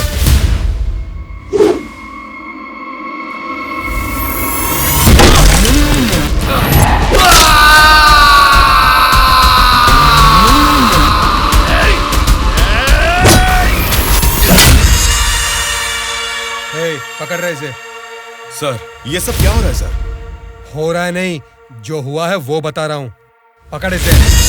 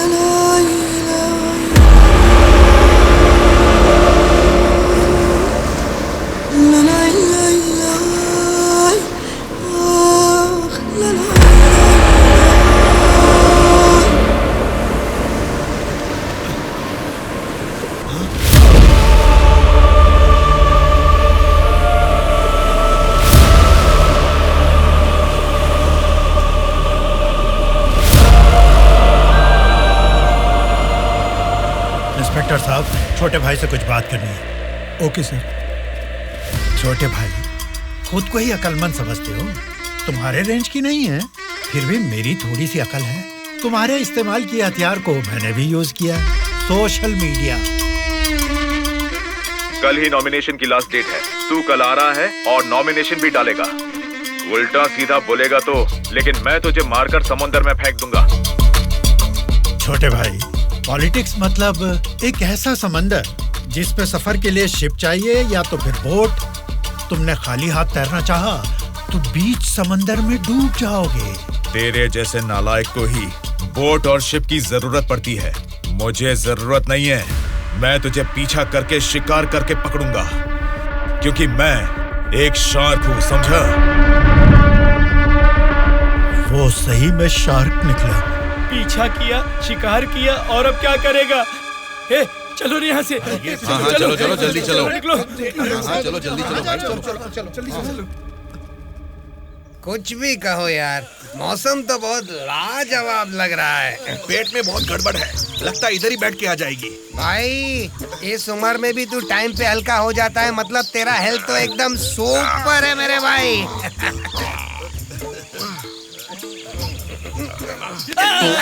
मेरा पेट गड़बड़ चल रहा है यार। मारे मर रहा हूँ, ऊपर से तुम लोग गोली चला रहे हो। तेरी गोली से हम लोग डरने वाले नहीं है, समझा? ठंडे ठंडे पानी से नहाना चाहिए, जाना है या नहीं? तू पागल हो गया क्या? कोई अपना लीज खुला छोड़ के नहाता है क्या? मैं तो डर ही गया। मेरे लीज पे बुरी नजर डालता है। घर में बाप भाई है कि नहीं? अभी भी तेरा लीज जीतना ही है, एनाकोंडा नहीं बना पाया। तुम लोगों को लीच और एनाकोंडा में फर्क नहीं समझता है क्या? लीच हो या एनाकोंडा हो, बीन बजाने से भी कोई फर्क नहीं पड़ने वाला है। अरे इस जंगल में बीन अरे ठीक से नहाने भी नहीं देता है, ठीक से हल्का भी नहीं होने दिया, गोलियां पे गोलियां चलाया जा रहा है। ये क्या हाल हो गया हमारा? एक नहीं, दो नहीं, पूरे 120 एमएलएस को प्री प्लान तरीके से किडनैप करके ले गया है। मेरी समझ में नहीं आ रहा क्या करूं। ये सब मैंने किया है। ये बात अगर जनता या मीडिया को पता लगी तो इतने साल की मेहनत से बना मेरा पॉलिटिकल करियर बर्बाद हो जाएगा। आप फिक्र मत कीजिए सर, ये हम पर छोड़ दीजिए। किडनैपर्स से सारे एमएलएस को कैसे सुरक्षित लाना है ये मुझ पर छोड़ दीजिए। किरण सर, ध्रुवा कहाँ है पता करो और तुरंत मेरे ऑफिस में आने के लिए कहो, तुरंत। Okay sir. मैं चलता हूँ सर।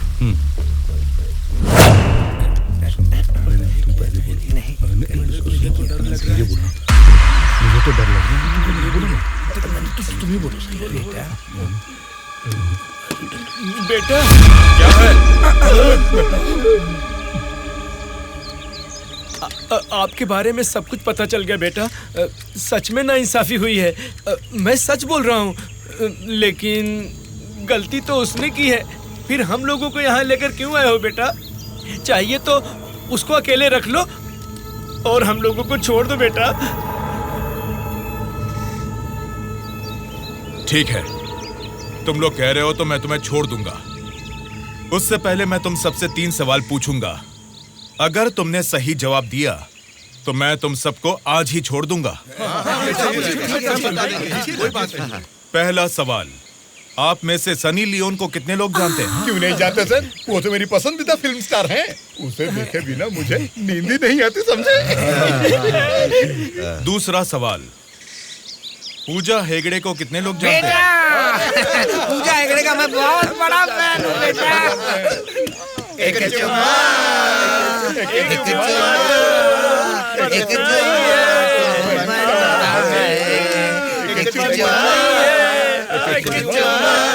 बेटा एक दूसरा गाना सुनाता हूँ, सुनो तुम।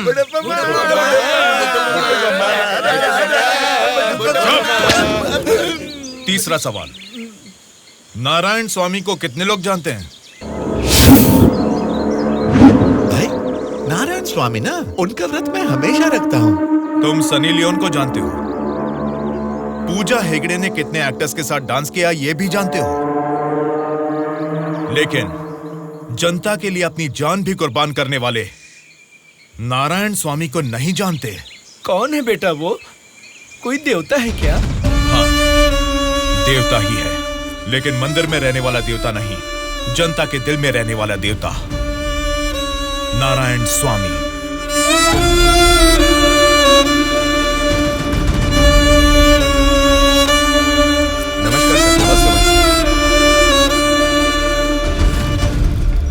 नमस्ते माँ जी। नमस्ते नमस्ते।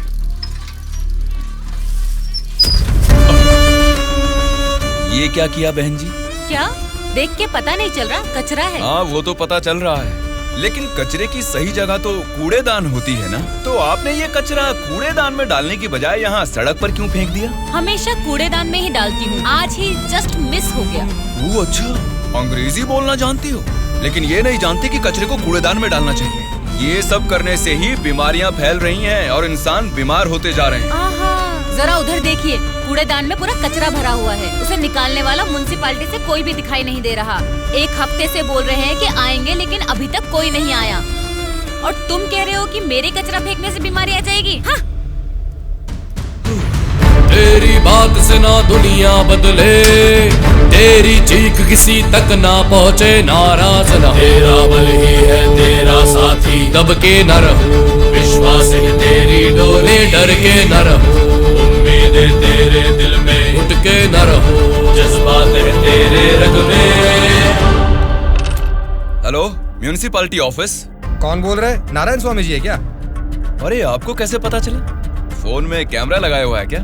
वो कुछ नहीं सर, हमारी गवर्नमेंट ऑफिस में जब लैंडलाइन बजती है तो वो आप ही का फोन होता है सर। बोलिए। सौंदर्य कॉलोनी में कूड़ेदान पूरा भर गया है बेटा, सारी कॉलोनी में बदबू फैल रही है, इसे जल्द से जल्द साफ करो। ओ ऐसा क्या?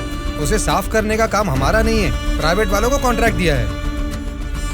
क्या कहा? कचरा उठाने का काम भी प्राइवेट लोगों को दे दिया है? तो फिर आप क्या कर रहे हैं? आप जैसे लोगों के सवालों का जवाब दे रहे हैं नारायण स्वामी। ठीक है, उस कॉन्ट्रैक्टर का नंबर दो। हेलो, कॉन्ट्रैक्टर गंगाधर जी हैं क्या? हाँ बोल रहा हूँ। आप कौन है? मैं नारायण स्वामी हूँ। सौंदर्य नगर का कचरा उठाने का कॉन्ट्रैक्ट आपने ही लिया है ना? हाँ हाँ मैंने ही लिया है। यहाँ का कूड़ेदान ऊपर तक भर चुका है, पूरी कॉलोनी में बदबू फैल गई है। आप इसे क्लीन क्यों नहीं करते? अच्छा, वो पुराना टेंडर खत्म हो गया है सर। नया टेंडर अगले महीने में डाल रहे हैं। नया टेंडर आने के बाद ही क्लीन करेंगे, समझे? हाँ, तो तब तक इसे ऐसे ही छोड़ देंगे क्या? थोड़ी जिम्मेदारी निभाइए। जिम्मेदारी की इतनी फिक्र है तो खुद ही क्लीन कर लो ना।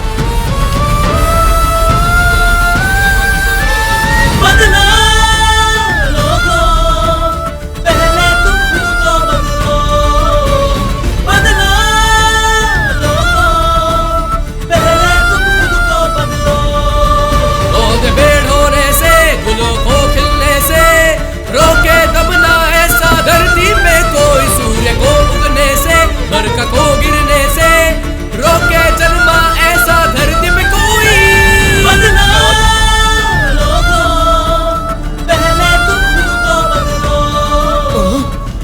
अरे ये क्या कर रहे हो? मैंने अभी अभी सफाई की है। तुम्हें पेशाब करने के लिए यही जगह मिली? वहाँ सामने ही पब्लिक बाथरूम है, वहाँ जाके करो। मैं हमेशा से यहीं पे सुसु करता हूँ। कल से यहाँ पर मत करना।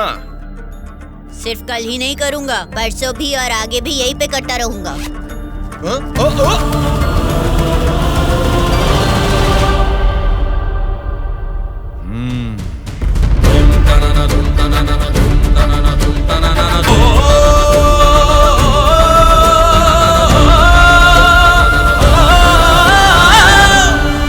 क्या हुआ? क्यों नहीं पेशाब किया? तुम अच्छे लड़के हो, इसीलिए नहीं कर पाए।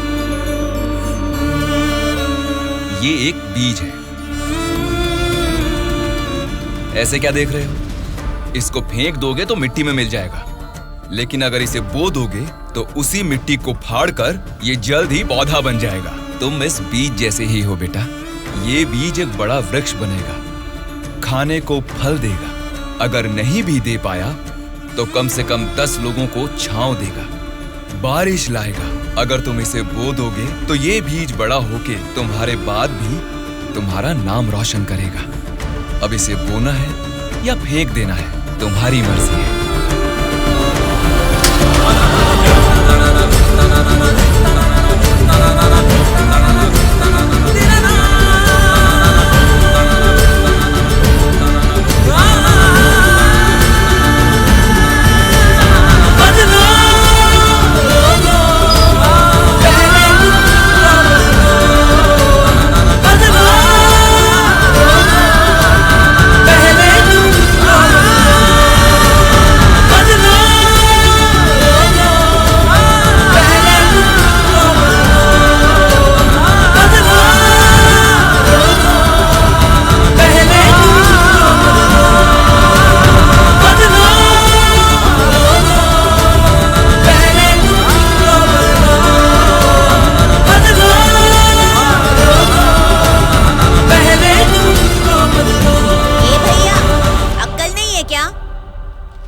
यहाँ इतनी सफाई है, यहाँ सुसु क्यों कर रहा है? वहाँ पब्लिक टॉयलेट है, उधर जाके सुसु करना। अरे वहाँ जाके हल्का होने का 2 रुपए लेते रे, पीने का पानी 1 रुपए रे, और हल्का होने के लिए 2 रुपए कहाँ से लाऊं मैं?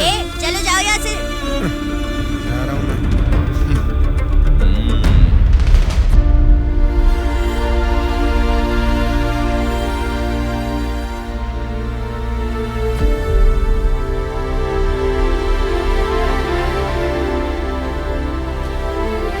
बेटा, राष्ट्रीय झंडे को उल्टा नहीं लगाते, गलत बात। राष्ट्रीय झंडे को ऐसे लगाते हैं, ऊपर केसरी, नीचे हरा। चलो झंडा फहराओ। क्या सोच रहे हो? तुम्हारा बोया हुआ बीज ही नहीं, मेरा बोया हुआ बीज भी बढ़ने लगा है, जल्द ही पेड़ बन जाएगा। चलो फहराओ।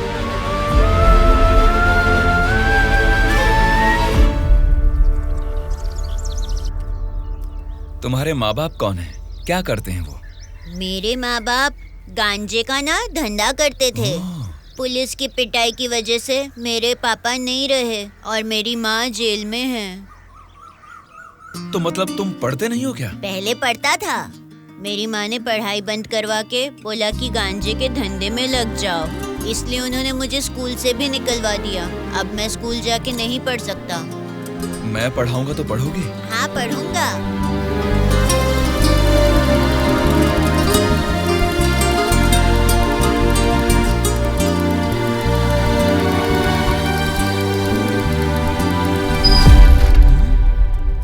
क्या कर रहे हो?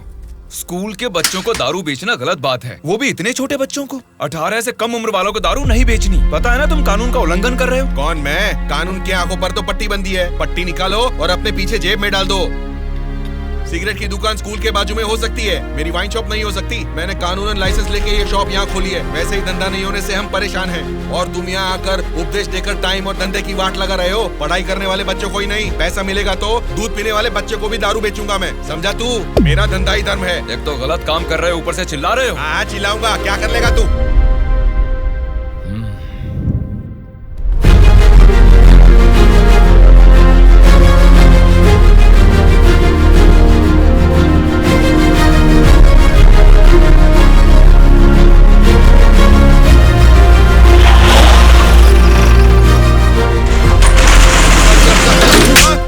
इंस्पेक्टर साहब, आप इस पर इस तरह हाथ नहीं उठा सकते। इसको कल आपको कोर्ट में हाजिर करना चाहिए। उसकी दारू की दुकान बंद करा के आपने हमारे लिए अच्छा काम किया है साहब। सच में आप जैसे लोग नेता बनेंगे तो हमारे लिए बहुत अच्छा काम करेंगे साहब।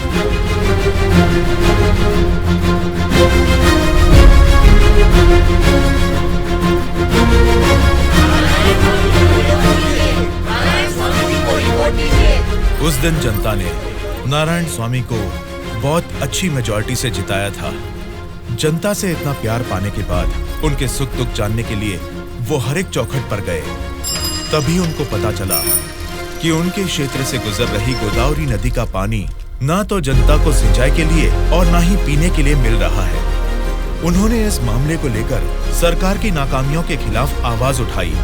उस चुनाव क्षेत्र की रेडियस कितनी है, वहाँ के भौगोलिक हालात क्या है, वहाँ के मौसम से कितनी बुआई करनी पड़ेगी जिससे किसानों को अच्छी पैदावार मिले, ऐसे बहुत सारे समस्याओं पर एक किताब ही लिखकर जनता के बीच में गए और उनसे बात की। सच कहूँ तो आज मैं नहीं जीता, बल्कि मुझे जिताकर आप सब ने लोकतंत्र को जिताया है। इस बदलाव से देश की राजनीति में एक नई शुरुआत होगी। मेरे हाथ में जो किताब देख रहे हैं, इसमें हमारे चुनाव क्षेत्र की कमियों, आप सभी की जरूरतों और उनको मैं कैसे पूरा कर सकता हूँ, इसमें मैंने ये सब लिखा है। आज से ये हमारे चुनाव क्षेत्र का संविधान है। मैं असेंबली में खड़े होकर आपकी इन सभी समस्याओं के लिए लड़ूंगा। मैं आने वाले 5 सालों में हमारे चुनाव क्षेत्र की गतिविधियां बदलने के लिए भरी असेंबली में पूरी सच्चाई के साथ लड़ूंगा और ये मेरा आप सबसे वादा है।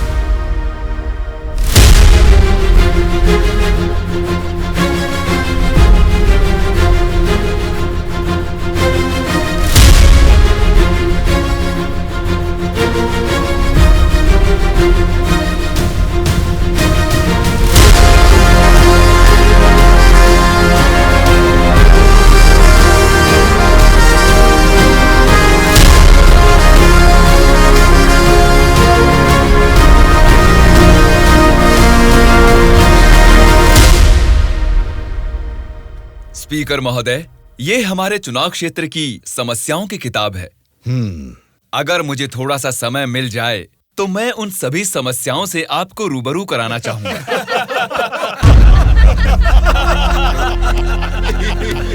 अरे आप लोग हंस क्यों रहे हैं? मैंने कोई कॉमेडी की है क्या? नहीं ना, हंसना बंद कीजिए। अध्यक्ष महोदय, नारायण स्वामी जी को देखकर ऐसा नहीं लगता कि असेंबली में आए हैं, किताब लेकर स्कूल में पढ़ने आए हैं ऐसा लगता है। अरे ये आप क्या कह रहे हैं? इसमें हमारे चुनाव क्षेत्र की समस्याएं लिखी साइलेंस, स्पीकर महोदय ने साइलेंस बोला, फिर भी हंस रहे हैं। चुप हो जाइए। ये क्या स्पीकर महोदय, ये तो आपकी भी नहीं सुन रहे। The house is adjourned. Tomorrow at 8 AM. चलो यार, चलो।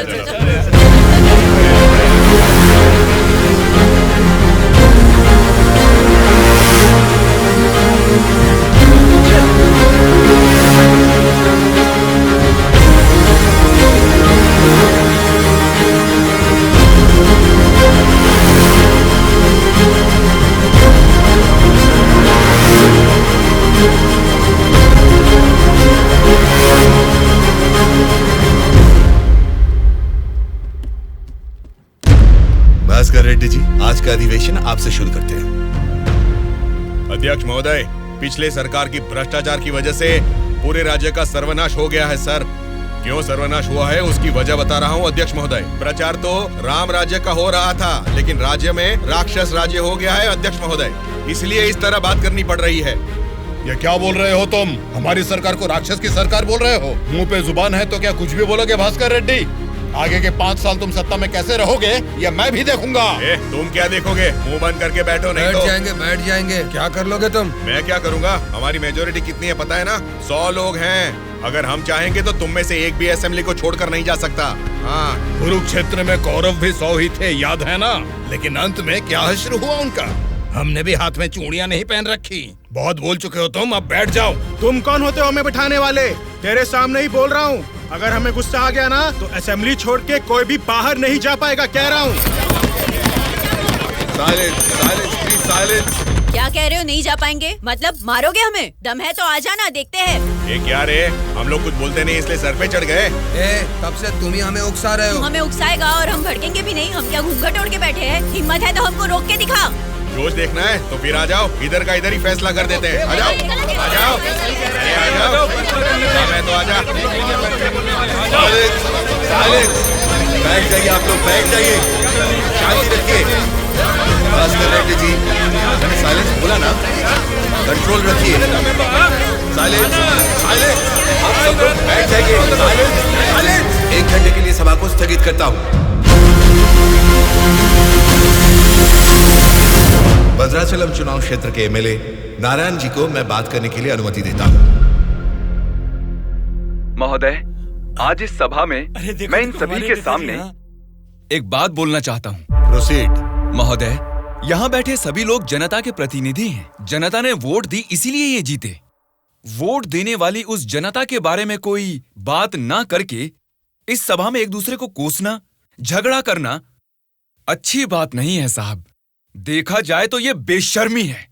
अध्यक्ष महोदय, नारायण स्वामी जी अपनी मर्यादा का उल्लंघन कर रहे हैं। जनता ने आंख बंद करके वोट डालकर हमें नहीं चुना है। अध्यक्ष महोदय, इनकी मजाल तो देखिए, हमें बेशर्म बोलता है। इस बात के ऊपर तो नारायण स्वामी जी को तुरंत हमसे यहाँ क्षमा मांगनी चाहिए, अभी के अभी।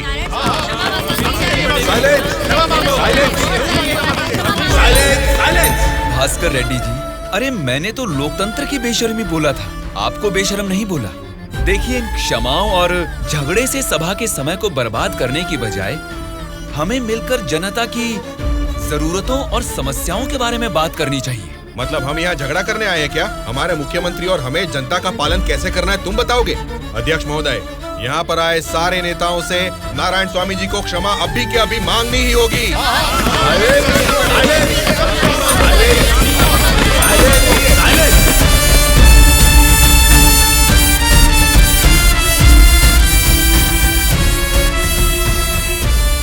उनके बर्ताव से तुम क्यों दुखी हो रहे हो? सब ठीक हो जाएगा साहब, एक बार फिर आपको बोलने का मौका जरूर मिलेगा साहब। गूंगे को माइक पकड़ा देंगे तो कुछ फायदा थोड़ा ही होगा। जितने भी मौका देंगे होने वाला कुछ नहीं है। सोच समझ के तो बात ही नहीं कर पाता है ये। बोलू, क्या बात कर रहा है तू?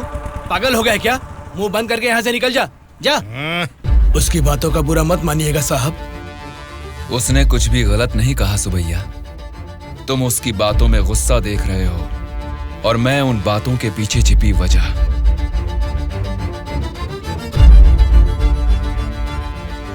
महोदय, हमारे चुनाव क्षेत्र में सारे संसाधन हैं, लेकिन उन्हें कैसे इस्तेमाल करना है हमारे लोग ये ना जानने की वजह से पीछे रह गए हैं। इस बारे में सरकारी पार्टी को कई बार विनती करने के बाद भी वो लोग फंड्स अलॉट नहीं कर रहे। अगर ऐसा ही रहा तो हमारे चुनाव क्षेत्र की जनता हम पर भरोसा कैसे करेगी? बोलिए महोदय। नारायण स्वामी जी, आपके चुनाव क्षेत्र की जनता की समस्या के बारे में अगली बैठक में जरूर चर्चा करेंगे। अब बैठ जाइए। स्पीकर महोदय, अभी तो मैंने बस अपनी बात रखनी शुरू ही की है और आप मुझे बैठने के लिए बोल रहे हैं। नारायण स्वामी जी, प्लीज आप बैठ जाइए। श्रीनिवास जी, आप बात कीजिए। अध्यक्ष महोदय, इस सभा में सभी को बोलने का अधिकार है। मुझे अपने चुनाव क्षेत्र की समस्याओं के बारे में बात करने दीजिए। प्लीज नारायण स्वामी जी, आप बैठ जाइए। कम से कम मुझे 10 मिनट तो बोलने दीजिए महोदय, विनती है। श्रीनिवास जी, आप अपनी बात रखिए। स्पीकर साहब, सीएम के राज में राज की हालत देखेंगे तो द्वापर युग का मानो राम राज्य वापस आ गया हो महोदय। ये बात मैं नहीं कह रहा हूँ, स्वयं जनता जनार्दन बोल रही है महोदय। स्पीकर साहब, राम ने राज किया त्रेता युग में, द्वापर युग पाला है श्री कृष्ण जी ने। पहले ठीक से इतिहास तो जान ले, फिर बात करें। बोला था ना, गूंगे को माइक थमा देने से कुछ नहीं होने वाला। देख लिया, नेता तो ऐसा होना चाहिए जिसके सदन में बोलने से सब थर थर कांपे, सबकी धज्जियां उड़े, जरूरत पड़े तो वो लड़ने पे आ जाए। ये सारे गुण होते हैं सदन के नेता के। और हमारे इस नेता को देखो, इनमें एक भी ऐसा गुण नहीं है। हम सभी लोगों ने अपनी पढ़ाई लिखाई बंद करके आपको इलेक्शन जितवाया था। किस लिए? ताकि हम सब लोग बेरोजगार बैठे रहे, कुछ ना करें। लेकिन आपको देख के तो लगता नहीं है कि आप हमारी समस्याओं को दूर कर पाएंगे। ऐसा बोल रहा हूँ बोल के कुछ गलत मत समझिए। असेंबली में गला फाड़ के चिल्ला के बात करने वाले को ही नेता बोलते हैं। एक जुझारू नेता ही हमारी समस्या को सुलझा सकते हैं। एक सलाह देता हूँ, एमएलए पद से ना आज ही इस्तीफा दे दो। भद्राचल के चुनाव क्षेत्र के एमएलए नारायण स्वामी जी को बात करने के लिए अनुमति देता हूँ। अध्यक्ष महोदय, हमारे चुनाव क्षेत्र के चारों ओर पानी ही पानी है, लेकिन एक घूंट भी पीने लायक नहीं है महोदय। वहाँ के लोगों की स्थिति बहुत खराब है महोदय, जरा उनके बारे में कुछ सोचिए। और सिर्फ एक यही समस्या नहीं है साहब, शिक्षा, चिकित्सा, रोड, मैं तो कहता हूँ पूरा क्षेत्र समस्याओं ही समस्याओं से भरा है महोदय। इसीलिए मेरी आपसे विनती है कि अध्यक्ष महोदय, नारायण स्वामी जी के चुनाव क्षेत्र में सिर्फ और सिर्फ जनता को ही सारी समस्याएं हो रही है, लेकिन इनके राज्य में सरकार बनाने वाली पार्टी के गुंडों की वजह से वहाँ के जनता की जान जा रही है। अध्यक्ष महोदय, सत्ता इनके हाथ में है और पैसे बनाना ही इनकी पार्टी का मकसद है। दरअसल सत्ता में रहकर इन्हें अपनी दारू की दुकानें चलानी है और सारा इल्जाम हम पे थोपना है। अध्यक्ष महोदय, हम सिर्फ दारू की दुकान ही चला रहे हैं साहब। ये विपक्ष के लोग जब सत्ता में थे तब सीधा ब्रोथेल हाउस ही चला रहे थे। हाँ साहब, ये सही कह रहा हूँ मैं। जरा उनको देखिए, बोलते कुछ है, करते कुछ और है। देखिए साहब, ये कैसी बातें कर रहा है, कितना गिरा हुआ आदमी है ये। अध्यक्ष महोदय, साइलेंस, साइलेंस। मैंने क्या गलत कह दिया अध्यक्ष महोदय? ये रमा देवी कौन है, क्या चरित्र है इनका? एक जमाने में रेड लाइट एरिया में उन्होंने क्या गुल खिलाए हैं सब जानते हैं।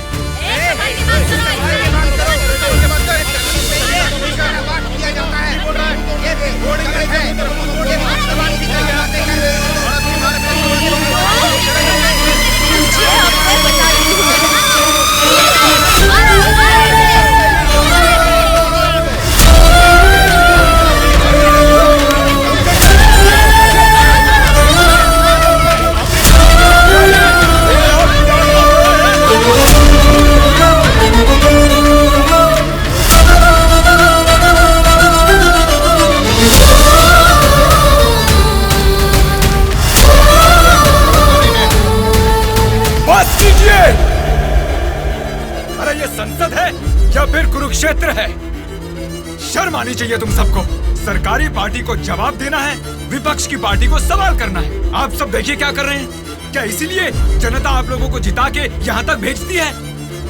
जनता को बदलना है, जनता बदलनी चाहिए, तब से यही सब चिल्ला रहे हैं। 5 करोड़ की जनता में से सिर्फ 299 लोग ही यहाँ आए हैं। मतलब बदलना जनता को नहीं है, बल्कि हमें बदलना चाहिए। हमारे ऊपर भरोसा करके हमको वोट देके जिताने वाली जनता के लिए हमें कोई लड़ाई या जंग करने की जरूरत नहीं है, बल्कि उनकी समस्याओं की चर्चा करके उनकी जरूरतों को पूरा कर दें, यही बहुत है। लेकिन तुम लोग देखो क्या कर रहे हो, सिर्फ और सिर्फ अपने फायदों के बारे में सोच रहे हो और भोली भाली जनता को धोखा दे रहे हो। ये सब कुछ मैं इसलिए नहीं बोल रहा कि मैंने मार खाई और मेरा कुर्ता फट गया। ये एक बहुत ही पवित्र और महापुरुषों की जगह है, ये संसद भवन है।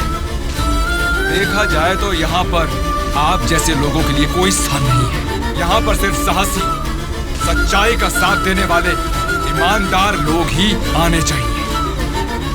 जब ऐसे लोग इस संसद भवन में आने शुरू होंगे, सिर्फ और सिर्फ तभी इस राज्य और देश का भला हो सकता है।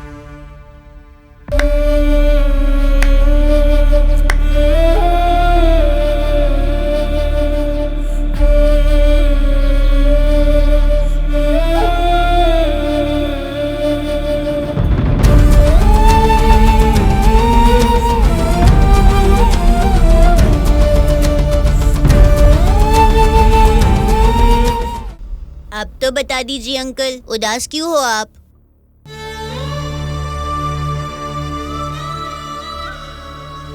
मैं हार गया।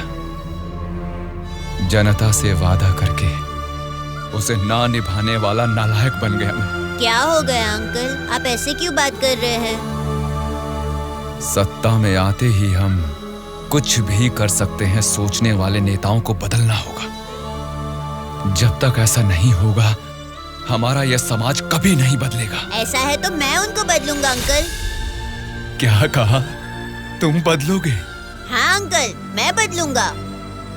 तो ठीक है, चलो मुझसे ये वादा करो। मैं वादा करता हूँ अंकल, उन सब को मैं सच में बदल दूंगा।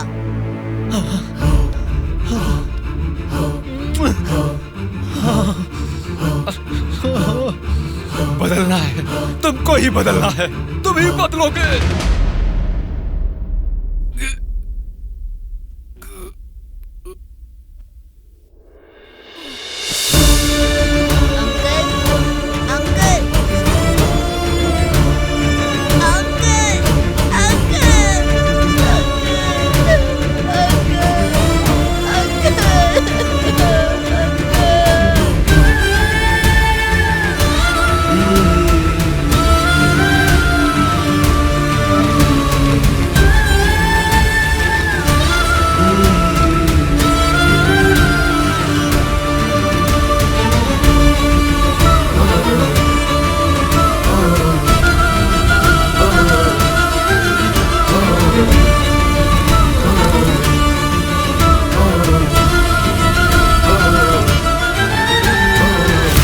पिताजी के साथ किसी ने क्या किया, उससे हमारा क्या लेना देना? हम लोग जनता की सेवा करने वाले हैं, हमें यहाँ बुलाकर तकलीफ देना ठीक बात नहीं है। जनता की सेवा? क्या जनता की सेवा करते हैं आप लोग? एक एक करके बताइए। हर महीने बुजुर्गों को राशन मिल रहा है, और यही नहीं, अपाहिजों को हर महीने पेंशन दिया जा रहा है, बेरोजगारों को बेरोजगारी भत्ता दिया जा रहा है। इतने अच्छे काम कर रहे हैं, ये सब सेवा नहीं है क्या? जनता की सेवा करने का मतलब टाइम पर राशन का चावल और दाल देना है क्या? नहीं ना। 20 साल के लड़के को बेरोजगारी भत्ता क्यों देना? वो मेहनत नहीं करेगा क्या? 2 एकड़ जमीन वाले किसान को राशन क्यों देना? वो फसल उगा नहीं सकता क्या? आप लोगों की मेहनत करने की काबिलियत को मारकर उनकी पैदावार करने की क्षमता को बुरी तरह कुचल रहे हैं। जिस दिन आप लोग जनता को मुफ्त की चीजें देने के बजाय उनको ये बताएंगे कि मेहनत करना ही बेहतर है, उसी दिन आप लोग जनता की सच्ची सेवा कर पाएंगे सर। मतलब हम पर बिना यकीन के जनता हमको जिता रही है। आपका नाम मारुति राव है ना? हाँ हाँ।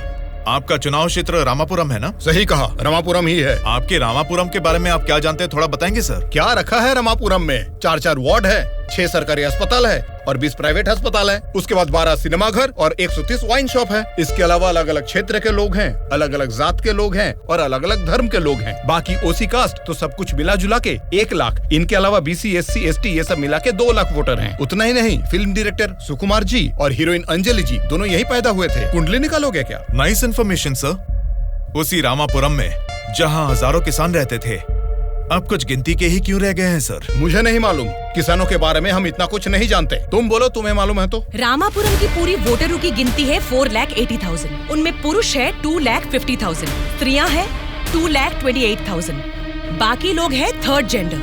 वहाँ बारिश और पानी की सुविधा ज्यादा होने के कारण धान और गन्ना जैसे फसलों के लिए वो जमीन अनुकूल है। अब हम प्रॉब्लम की बात करेंगे। रामापुरम मेन सेंटर में एक बड़ी डंपिंग यार्ड है और वहाँ के रोड्स के बारे में हम आपको जितना कम बताएं उतना ही अच्छा है। ये सरकारी पार्टी की MLA है, आपकी पूछताछ सही है, लेकिन हम तो विपक्ष के हैं ना, हमें इनके साथ क्यों उठा के लाए?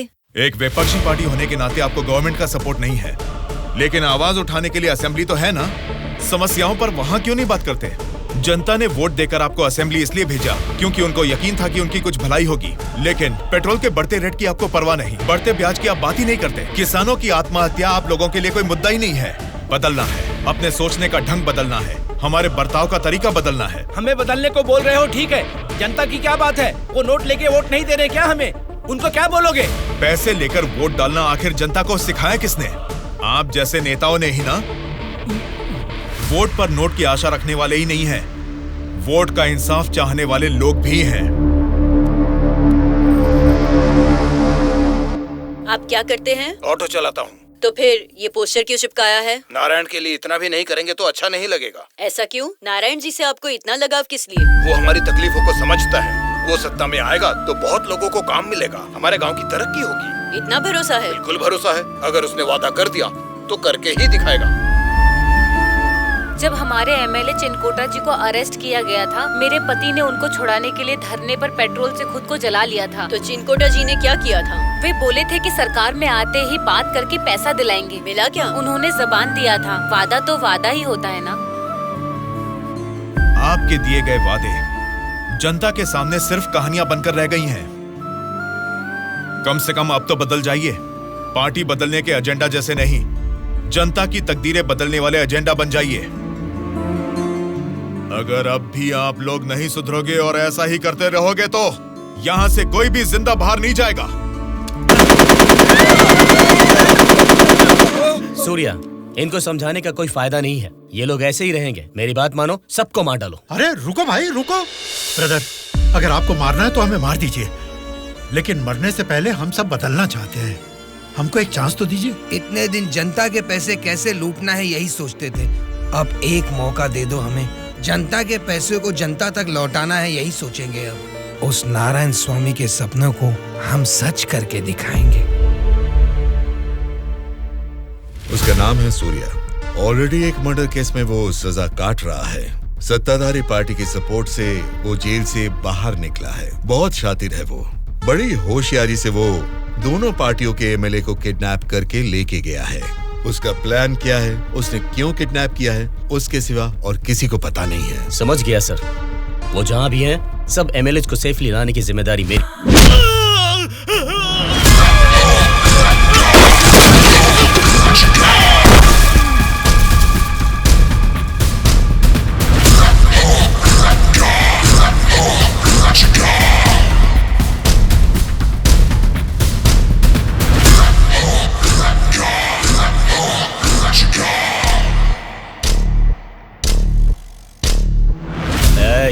इनको मार के एमएलए को लेकर जल्दी आओ रे। कौन आता है देखता हूँ।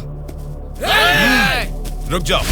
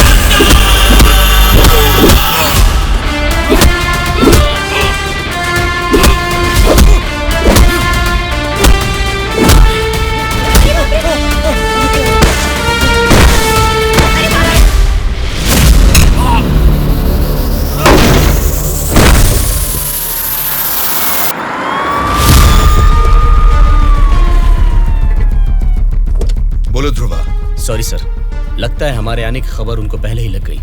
What? हाँ सर, जब तक हम पहुंचे वो सब एमएलए को लेकर यहाँ से चला गया। तो अब क्या होगा? आज शक्ति परीक्षण है। आज अगर एमएलए को नहीं ला पाएंगे तो स्टेट पे एक बड़ा इशू बन जाएगा। तुम किसी भी कीमत पर उन एमएलए को यहाँ ले आओ। Okay sir, I will try my level best.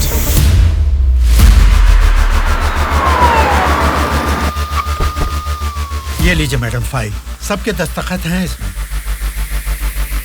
हमारी गवर्नमेंट को सपोर्ट करने वाले एमएलए की list sir. Go ahead. Wish you all the best. Thank you sir. Welcome.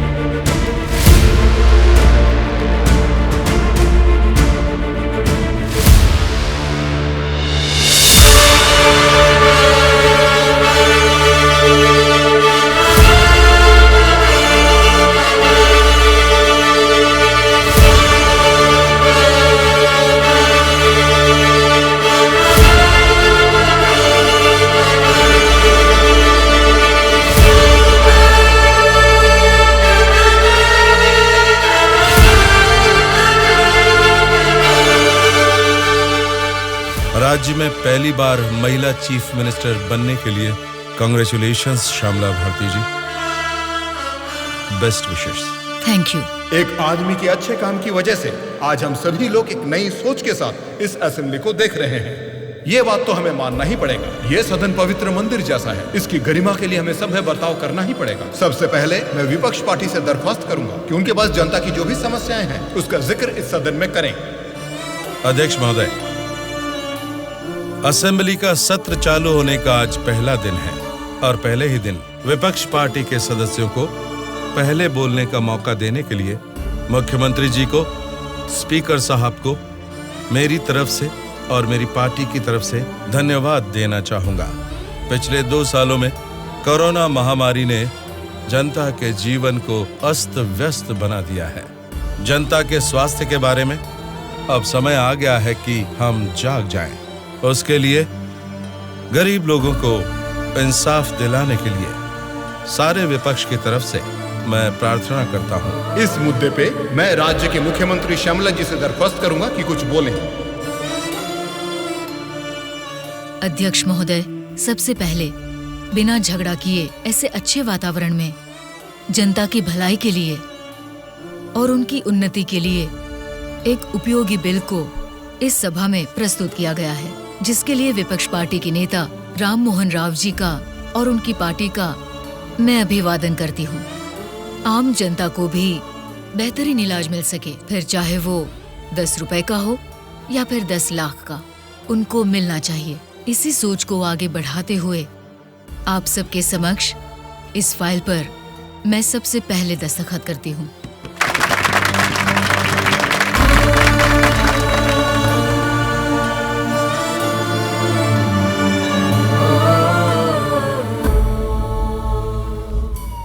तुमने जो सोचा उसे पा लिया सूर्या। नेक्स्ट टारगेट क्या है? हमारे देश की तरक्की जो कोई भी रोक रहा है वो लोग ही मेरा नेक्स्ट टारगेट।